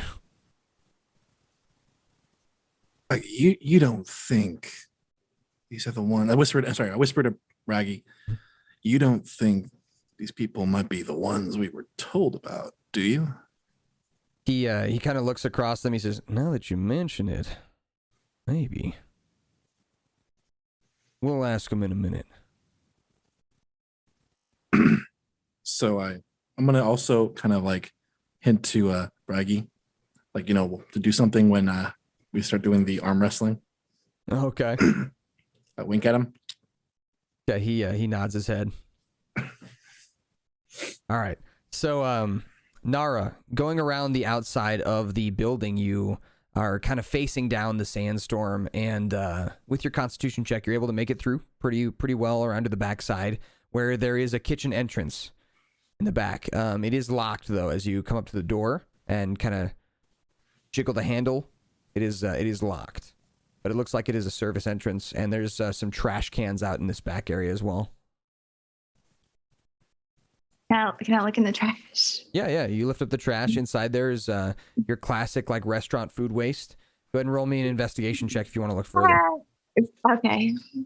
Looking through the This is my trash. investigation. I'm an completionist. I'm sorry. I don't. You're good. I can't help it. You're good. Yeah, looking through the trash, you don't find anything with an 8. Nothing super interesting. Can I look in is there like windows where I can just be like this and like look inside the kitchen? No windows to look inside the kitchen. Sorry. Well, I guess I'm gonna go back. You could try picking the lock too if you want. Let's do that. Yeah, you can try picking the lock. You have thieves tools, so go ahead and roll me thieves tools check if you got them in the bottom left. Do you see thieves tools? Very bottom left of your character sheet. I don't see that. Let me double check here. I thought you had thieves tools, but if you don't, Zim does, and he can just give them to you. No, I have disguise kit and forgery kit. Okay. So just go ahead and roll me a sleight of hand check then. God. Okay. So 10 is really all you needed, actually. 10 was the number you needed to beat for a sleight of hand check to lockpick this door. So as you put your... We're going to say you use like one of your arrowheads and a little bit of jimmying with some, one of the, what are those things called? Like kind of like a paper clip, but it's for your hair. What are those called? I don't know. Bobby pin. Like a bobby pin. Yeah, exactly. Bobby pin. You jimmy the lock open and you open the door to the kitchen, and we'll come back to you in just a second. Going back over here to Declan and Kathrak, who are about to throw it down in an arm wrestling competition. As you clasp hands together, what this looks like, Declan, is first of all, this guy's way stronger than you. This guy's arm is 2 times the size of your arm, and just having his hand in your hand, his hand is almost 2 times the size of your hand. He's like Broly if you're like Broly. He's like Broly if you're like Goku. Okay. So you're probably in this case you're probably more like Bulma. It's like Broly versus Bulma. Oh yeah, I'm freaking ripped. So with that, let me pull up the classic. We got to do the classic arm wrestling music that we've been using. So let me pull that up. Okay, here we go. So here's how it works. You are going to roll an athletics check each. Athletics is the skill. So you roll an athletics check each. And in this case, if you rage, Kathrak, you get advantage. I'm going to. So I always Kathrak is rage going to before, rage. Roll twice, take the higher number. And Or as an you arm wow. As you grasp hands together, Declan, go ahead and roll me an athletics check as well. Am I able to use something too? Well, since he's able to rage, or am I? So I have a thing that okay, that you were gonna have Braggy do. Okay. Did you have an idea of what that was, or did you want me to do it? I'll let you do it, but just because if he rages, doesn't it hurt me too? No, he's not gonna hurt you. Okay. Because does vicious mockery do damage? Vicious mockery does damage, yes. Okay, never mind then. I don't want to hurt him with that. All right, so you said athletic check? Yes, athletics check. And then Kathrak, did you roll yours already? Nope. Okay, so go for it. So I hit shift and then do it, yeah? Yep. Wow! Holy shit! Bruh. Okay. So, what the fuck? So first round. Wow. Declan, as you grasp hands with Kathrak, you're holding on to this little man's hand, and it looks like it's going to be an easy fight. And as you begin to push against each other, you start pulling Declan's hand down to the table. It's looking easy. And as soon as you get close to the base of the table, Declan's eyes almost flare up with this like almost determination as your hand gets stopped right before you can push his to the table, and you get slowly brought back to the center, and your eyebrows kind of furrow as Declan lets out this kind of almost drunk grunt like ugh, and pulls your hand down to the table as Braggy's eyes get real big, and Braggy just kind of steps back. What the fuck? Yeah! You guys have never seen Kathrak. What the hell was that?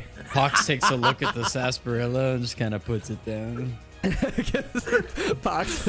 No, you look at the sarsaparilla and you're like, I need more. This is gonna make me powerful. So, Strength. with that, the first round goes to Declan. That was a surprise. That was a Okay, surprise. Okay, dude. Now I'm serious. Go ahead and roll again. Same rolls. Declan straight roll. Kathrak. Wow. Okay. Oh, did mine go through? Yeah, it did. Oh my god. I'm sorry. Hello? What? Hey, did he download the hacks for the Roll20? Bro? Oh, wait. Yo. What the hell? What are the chances of that happening are so astronomically low? dude, I need to go on WoW right now and go farm like Baron Yeah, go Revender's farm mount. mounts, dude. What Holy shit. hell? Bruh. So to answer Fluff's question in stream, is this Roll20? This is it's so D&D Beyond and Roll20 together. So they roll on their D&D Beyond sheet and it transfers over to Roll20's website. It's an app called Beyond 20. So with that, two That's natural 3. 20s in a row. Declan, as you bring yourselves up to the apex, the starting point of an arm wrestling match, you begin to push against each other, and Kathrak, you feel this almost this like pain in your elbow as your arm gets pushed back again. And maybe it's because maybe it's because you're a little tipsy. Maybe it's because you're not really mad, but you're raging at the moment, and you're kind of just surprised more than anything else, and you're caught off guard as Declan just puts your hand down on the table without any hesitation. It's not even like a competition, as Declan just like slams your hand to the table and brings you back to the apex. You feel like you've been tricked. You feel like you've been almost like there was some kind of cheating that happened. I have been tricked. But at the same time, you can see the determination in Declan's face.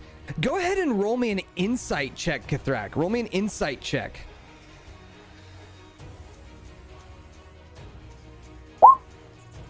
All right, with an 11, as you're looking at Declan and getting just like a really nice visual of him and himself and the way he is, you notice there was no cheating. Braggy has his hands up. He's scooted away from the table. Braggy didn't help at all. Nobody. You look under the table. You don't see anything under the table.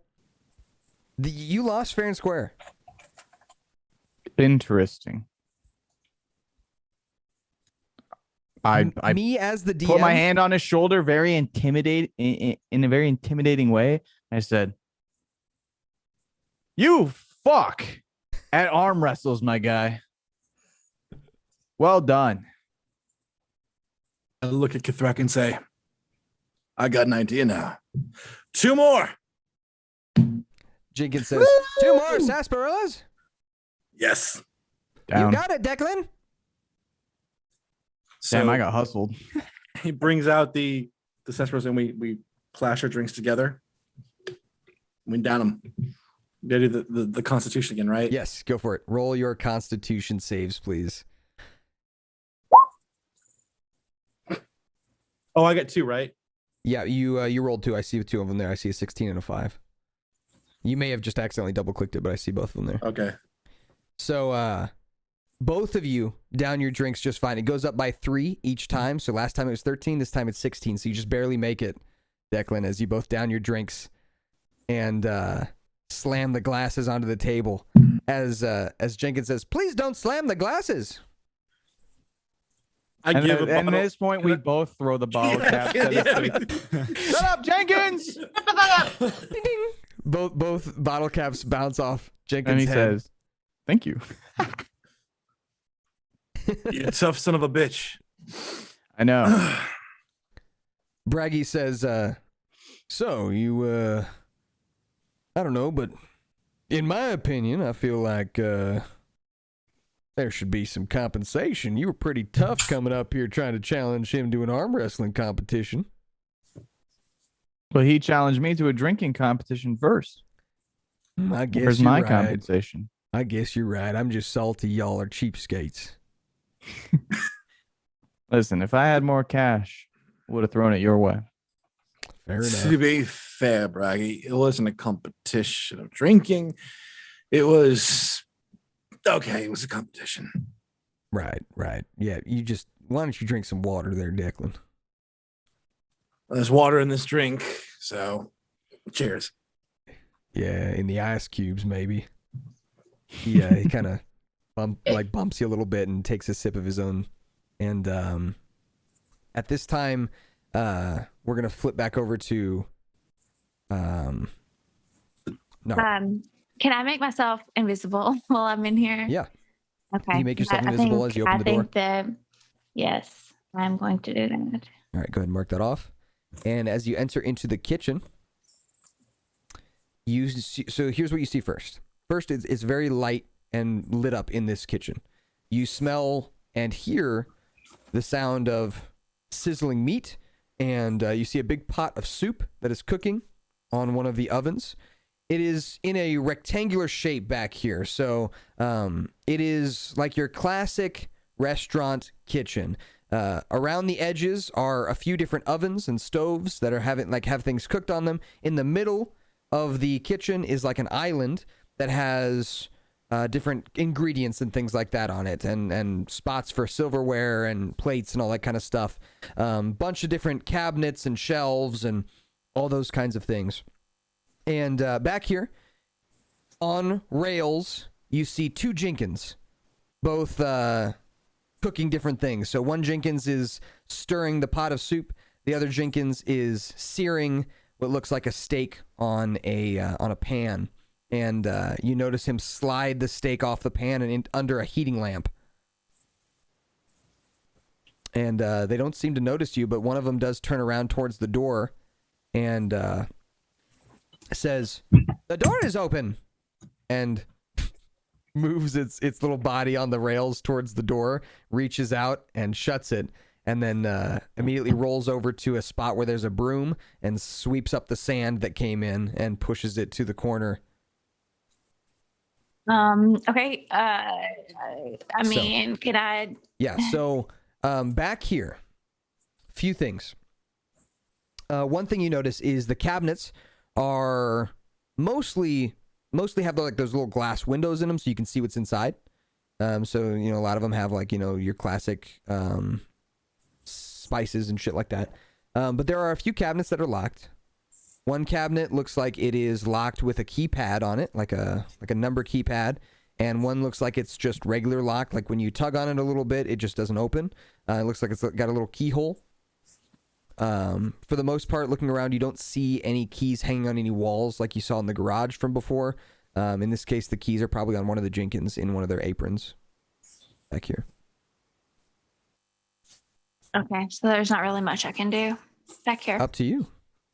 Jenkins aren't very threatening creatures. No, but I don't want to get caught. Up to you. No, I guess I'll just walk back into the main place. Okay.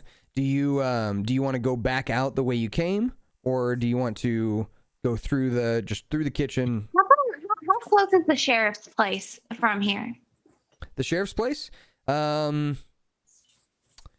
You are pretty sure that making it there would be a little bit more difficult than just coming to the back of the building like you did. Okay. It would require you to cross the street and then also survive the storm and also find a way into the building. Well, I wasn't going to look in. I was going to see if there was like a notice board on the outside to see if there was like a wanted sign, a wanted poster. Okay. Yeah, you could make it to the building and back, probably. It would be cutting it close, is all I'm saying. So Okay. You would be able to get a cursory glance at it, unless you want to wait until after the storm. Oh, wait. But before I leave, do I see like keys on the Jenkins or like any sort of anything? Roll me a perception check. Okay. I don't know if I want to risk it. No. Okay. I'm going back to the saloon. You're not sure. You're just assuming that it's on one of the Jenkins. The keys are on one of them. I'm going to go back. I'll go back the way I came. Okay, you got it. So as you leave the back door and head back out, one of the Jenkins, immediately as the door opens, the Jenkins says, "The door opened again. Strange." And it comes over to the door and shuts it behind you. All right. So you come back around the front. The saloon doors. Do you become uninvisible before you come in, or do you just come in? I'll just come in for now. Okay, so staying invisible. Yeah. So the saloon doors open as you approach, and then close again as you come through. The rest of you guys see the saloon doors open, but nobody come in. Must have been the wind. Yeah, they just open and close. Yeah. Braggy says, "That was weird."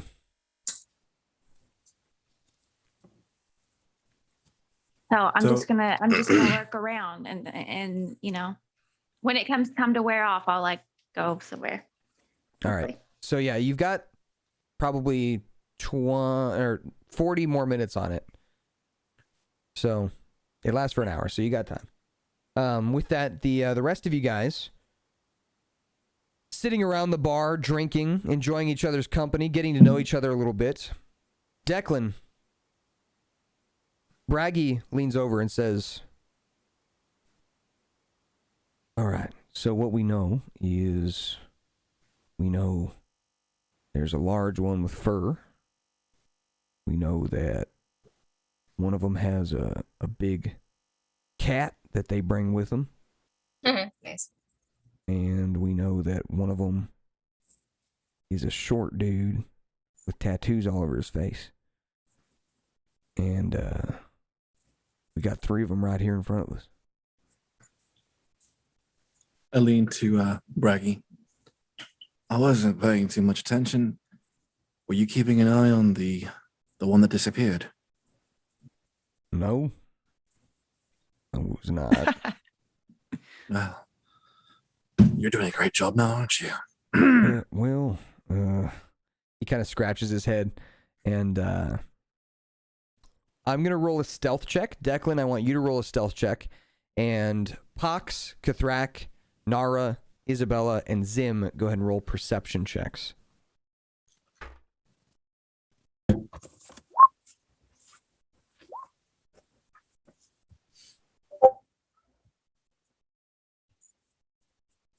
So we got My man's rolls are busted. Perception. You're drunk. You're drunk. That's why. Actual busted perception. rolls out Also, here. We're drinking more beers. this is perception, so you're trying to perceive. The door's open.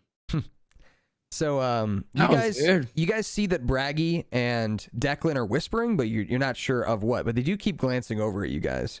Did you But guys see did- the doors open and close? You didn't hear what they were talking about. I'm gonna go up to Fox in the ear. I'm gonna whisper. Shh. Fox, you just hear someone's voice say "shh." So I have a question.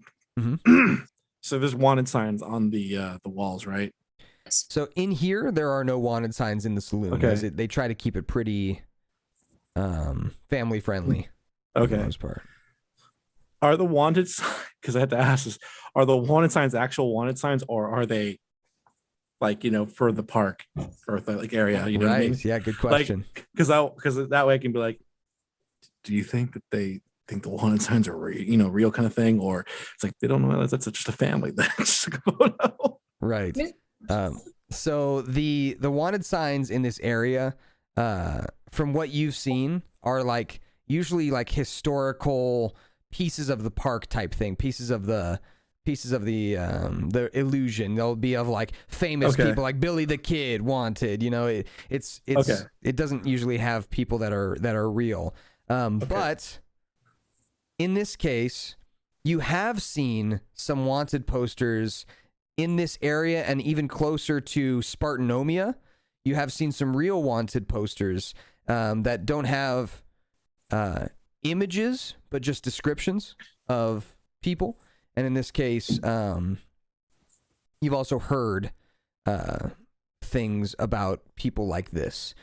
So you have a sneaking suspicion that these people are in some way or another wanted, but you're not sure.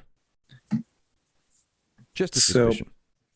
So I look to the group that's in front of me and Braggy, and I finally introduce myself formally. Well, it seems in this time period we've already drank and we had a little bit of fight here, making our ancestors proud. But I have not properly introduced myself. My name is Declan Black, or Silver Tongue to some of the ladies, if there were any ladies here. Half the time, it's usually just families. Braggy just bumps you and he goes, "Wishful thinking." Yeah, but yes, and I am a bard by trade and entertainer by passion. But tell me more about yourselves. Where have you all come from? Where are you traveling to? Somebody talk. Who's going to talk? I think we're all You trying to drinking more figure out- beers? My name is Susan Sergena. We came from. Hey guys, what was the name of that cute little place we got that was not around here? Guys, We're Amish. sure, we're Amish. Amish. Amish. Yeah, Yeah. no, we're just That's some. that's why I gave you gold. I didn't have any credits. Credits are kind of technically not allowed for us, but Yeah, 100%. they we're have them to get by. We're actually not even supposed to be drinking right now, but we're breaking some rules, getting a little That's true. spicy. As long as you don't tell Father Henson, we'll be Shame. fine. I feel a bit of shame, but it's worth it. It's okay. It's okay. All right, so Isabella, Cloth talk. roll me a deception check, please. Can I roll charm person first? Are you trying to charm person somebody like a player? That's much harder to do. Fuck. Okay, fine. I feel like something sus is going on. All right, so Declan, you can roll me an insight check. Oh shit! 25, bitch. Insight. Yep, insight. And Braggy will roll 2. Yeah. It sounds about right. You're talking to Susan Serena, and they are Amish. They don't really believe a whole lot in technology, which would make sense for the most part, seeing as they gave you gold instead of credits. They're old-timey. They do seem old-timey, although they are wearing modern clothes. They look like they are from one of the bigger cities. Remember, you guys, you party members, you're wearing like clothes from Neo Taurus, which is kind of like a high-tech cyberpunk city. So they definitely stand out here for more than one reason, Declan. They stand out because they seem like they're from an older time, but they also stand out because they're wearing very high not high tech, but high fashion clothing, like leather jackets with spikes on them and that kind of stuff. Yeah, we actually found that these were donated to us. Really? Donated, eh? Yeah, Yes. when we're kind of on, sometimes the Amish, they're allowed to go out into the world and experience things, and then if they don't like it, then they go back to the Amish life. So we're kind of on that pilgrimage right now. And oh right, I that's think I what we're watched a doing. documentary on that. Yeah, that's what we're doing. Wait, aren't you all supposed to have weird hats and beards? Well, obviously we shaved them first. Well, I'm a cat, Declan, I so think I that's- kind of have the whole thing going on everywhere. No, That's right. inappropriate to ask You're a it. cat. Yeah, You're a that's cat, so you have fur like everywhere. So I a can little bit believe of that's honestly a little bit offensive, but I'll let it slide. I didn't mean no offense. My apologies.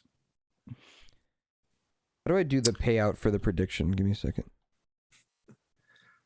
Oh my god, I just lost all my points. Also, I bet 10K on you, Jimmy. So Okay, you can't get mad at me. He rolled 2 20s. That oh doesn't my God, happen. nobody voted for Declan. I'm down to All those one. points are just Yeah, pure it would have been there. amazing. All the payouts. Oh. Sheesh. What can I say? Bardic inspiration. Damn. Tragic. Rest in peace. Think of the points.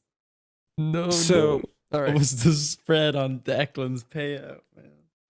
So I look to Braggy, and I try to whisper to him, "You think we can get more information out of them if I try to charm one of them?"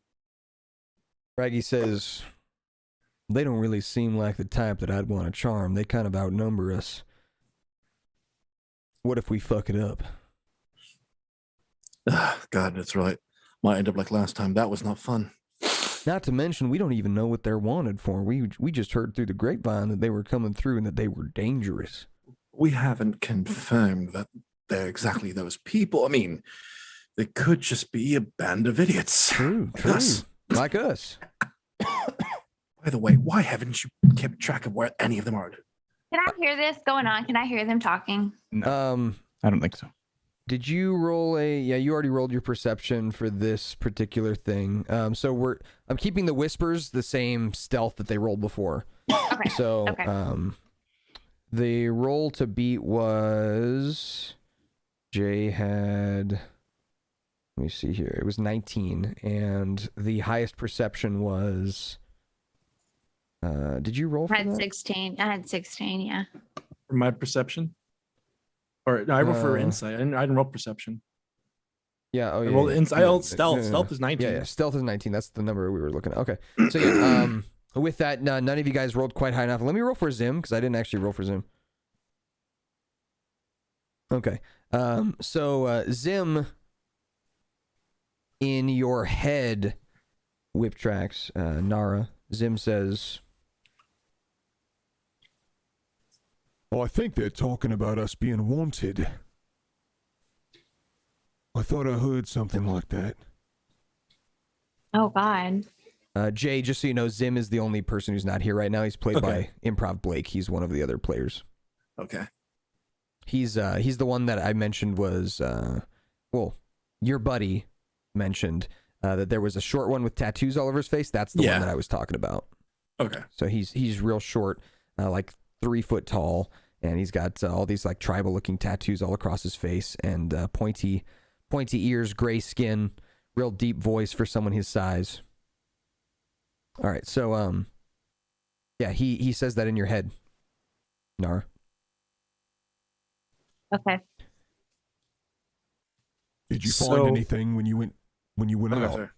No, there was nothing. Well, there's like locked cabinets in there, but I couldn't get into them. There are two more robots back there. Oh, more of those Jenkin things. Yeah. Oh. Well, maybe we can check out the cabinets afterwards. Yeah, let's try it. When maybe they powered down for the night, you know? Maybe. I think we just keep up the ruse with Declan and Braggy for now. I think so too. Should we tell? Should we whisper to the others that they're talking about us? I'll tell them. Okay. So Zim goes in all of your heads. Sorry, Jay. I'm just making sure everyone is on the same page here. So, Kithrak, Pox, Isabella, you all get a little message in your head that Declan and Braggy, these two that you're talking to, they seem to be discussing your guys is being wanted, like you are wanted by somebody, but they're not sure why. So right now you don't feel in danger. You outnumber Declan and Braggy pretty hard, and they don't seem like they're trying to attack you in any way. But you are aware that they are aware that you are wanted in some way for some reason. They're not sure why. They don't know why you're wanted or why they want to arrest you. They're not police or anything. So they look like they're just trying to get information and learn about you. So question. So when Zim is talking to Nara, right? Is it through the mind or is it like through yes? So good question. Okay. Good question. He has an ability with his race. His race is called Ghostwise Halfling, so he can speak inside people's heads without using his actual voice. So he can telepathically speak to people. So they can't actually. I don't think they can respond to him though. Okay. Nara, roll me a stealth check, please, for your responses to Zim that we had. Okay. Am I getting such bad rolls? I don't know. Yeah, rolls have been bad tonight for you. I'm sorry. Do I get like an advantage since I'm invisible? You are invisible, yeah. Roll with advantage. Did I just roll again? Yeah. That's better. All right, Declan, roll me a perception check. Perception check. Braggy will roll 2. Close, but no cigar. I'll give you, Declan, is that Zim, the short little guy with tattoos all over his face, does look like he is somewhat concerned over you, like he's suspicious of you. He kind of just has a raised eyebrow at you, and he hasn't said much to you. So I asked to the group, so you're all Amish, but what are you doing out here, and where are you headed to? Surely you would be staying home among your kin and people. Why are you here? We're pretty far out in the desert, and the closest thing is Spartanomia. And that's not exactly the place for most people that are Amish. That's an assumption. What'd you say, Isabel?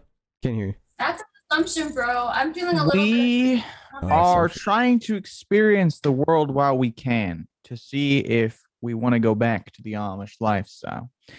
And maybe you could tell us a little bit about Spartanomia.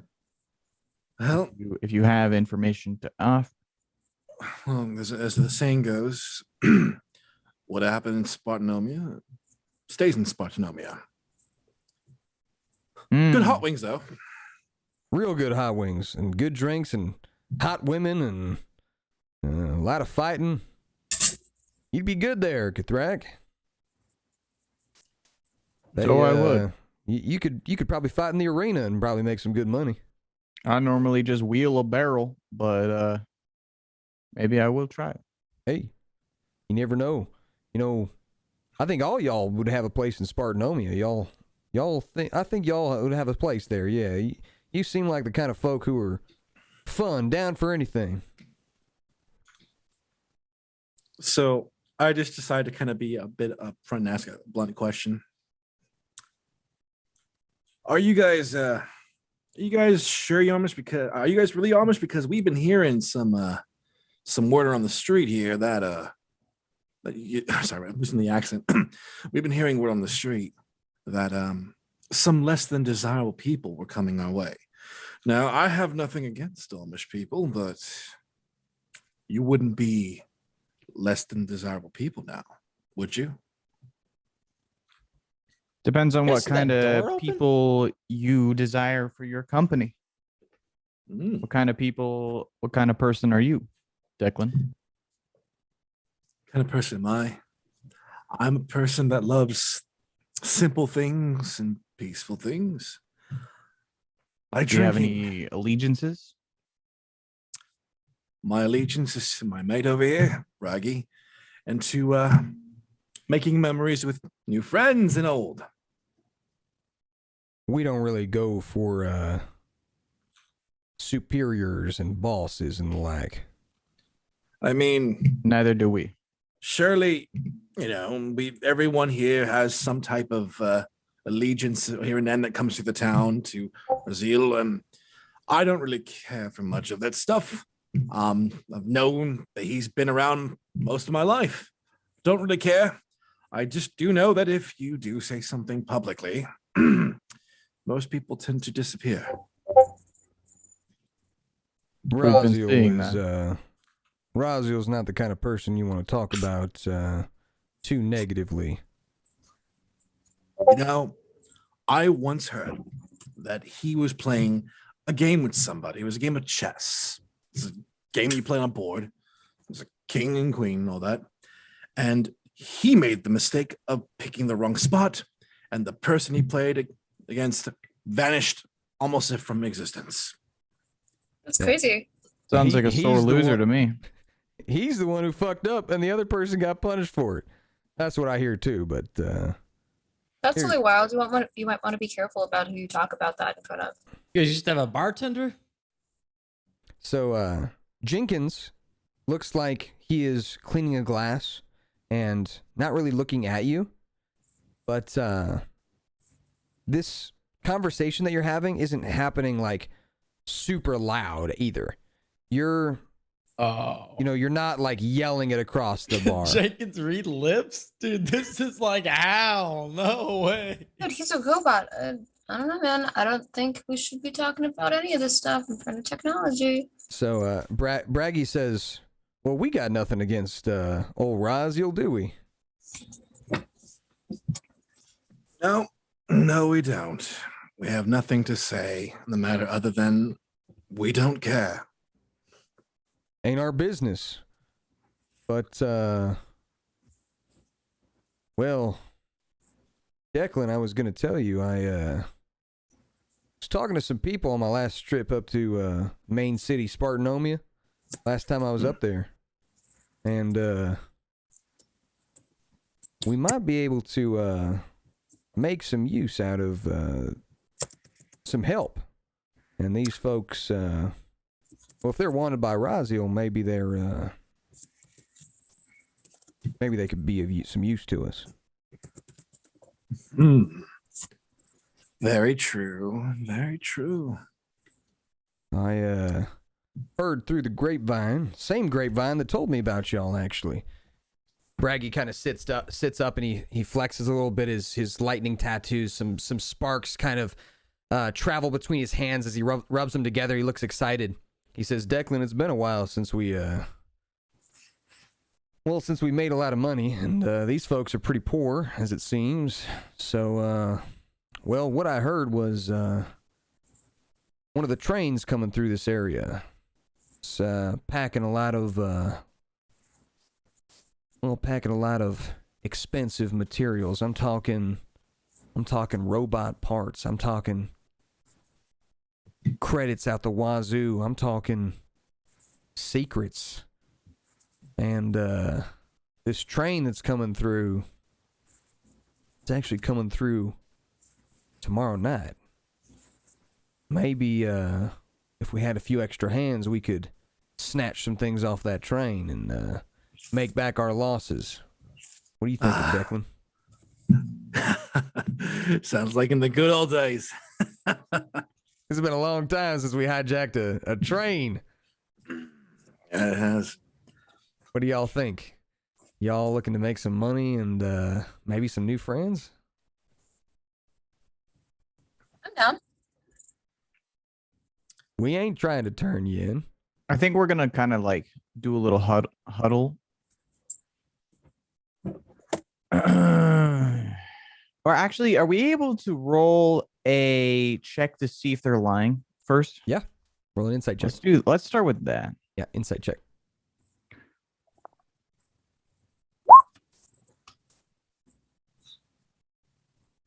So Nara and Kathrak, you both rolled insight, and both of you are pretty confident that they seem unaligned. They do not seem like they are aligned with Raziel.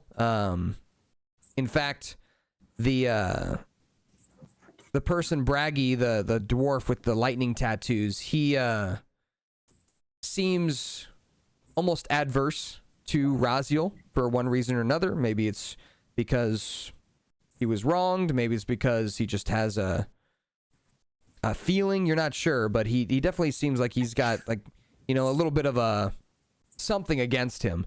Declan, you're unsure. Declan's pretty good at hiding his intentions. As you can tell, like I said, very charismatic, very hard to read. But for the most part, with your insights, you believe in what they're saying, in that you can trust that they are not working for Raziel. That's what you can trust, is you can trust that they may not be good people, but they are most certainly not aligned with your enemy. Does it seem like Jenkins is listening to the... I mean, can Jenkins record this conversation? Because I feel like this is super risky to be having in front of robots. Yep, that was my concern as well.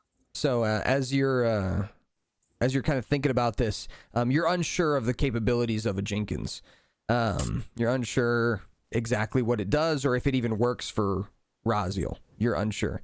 You can ask about it if you want. Well, I don't want to become invisible yet. Mm-hmm. I'm invisible, I mean. Right.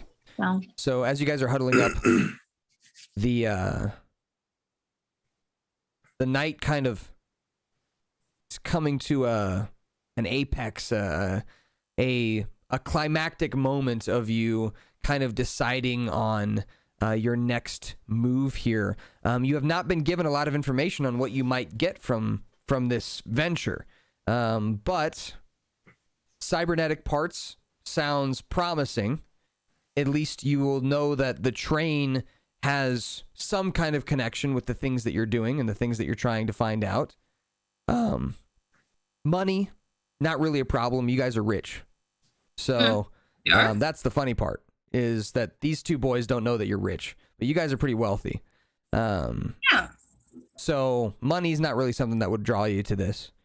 Making new friends, maybe. Declan seems like a pretty useful ally, as you watched him trick the bartender into paying for all of your drinks.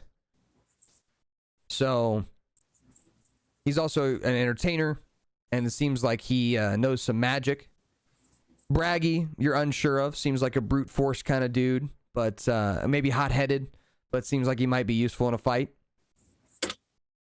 So I'll let you guys think about what you want to do with this situation, and we'll end it for today. We're a few minutes over already.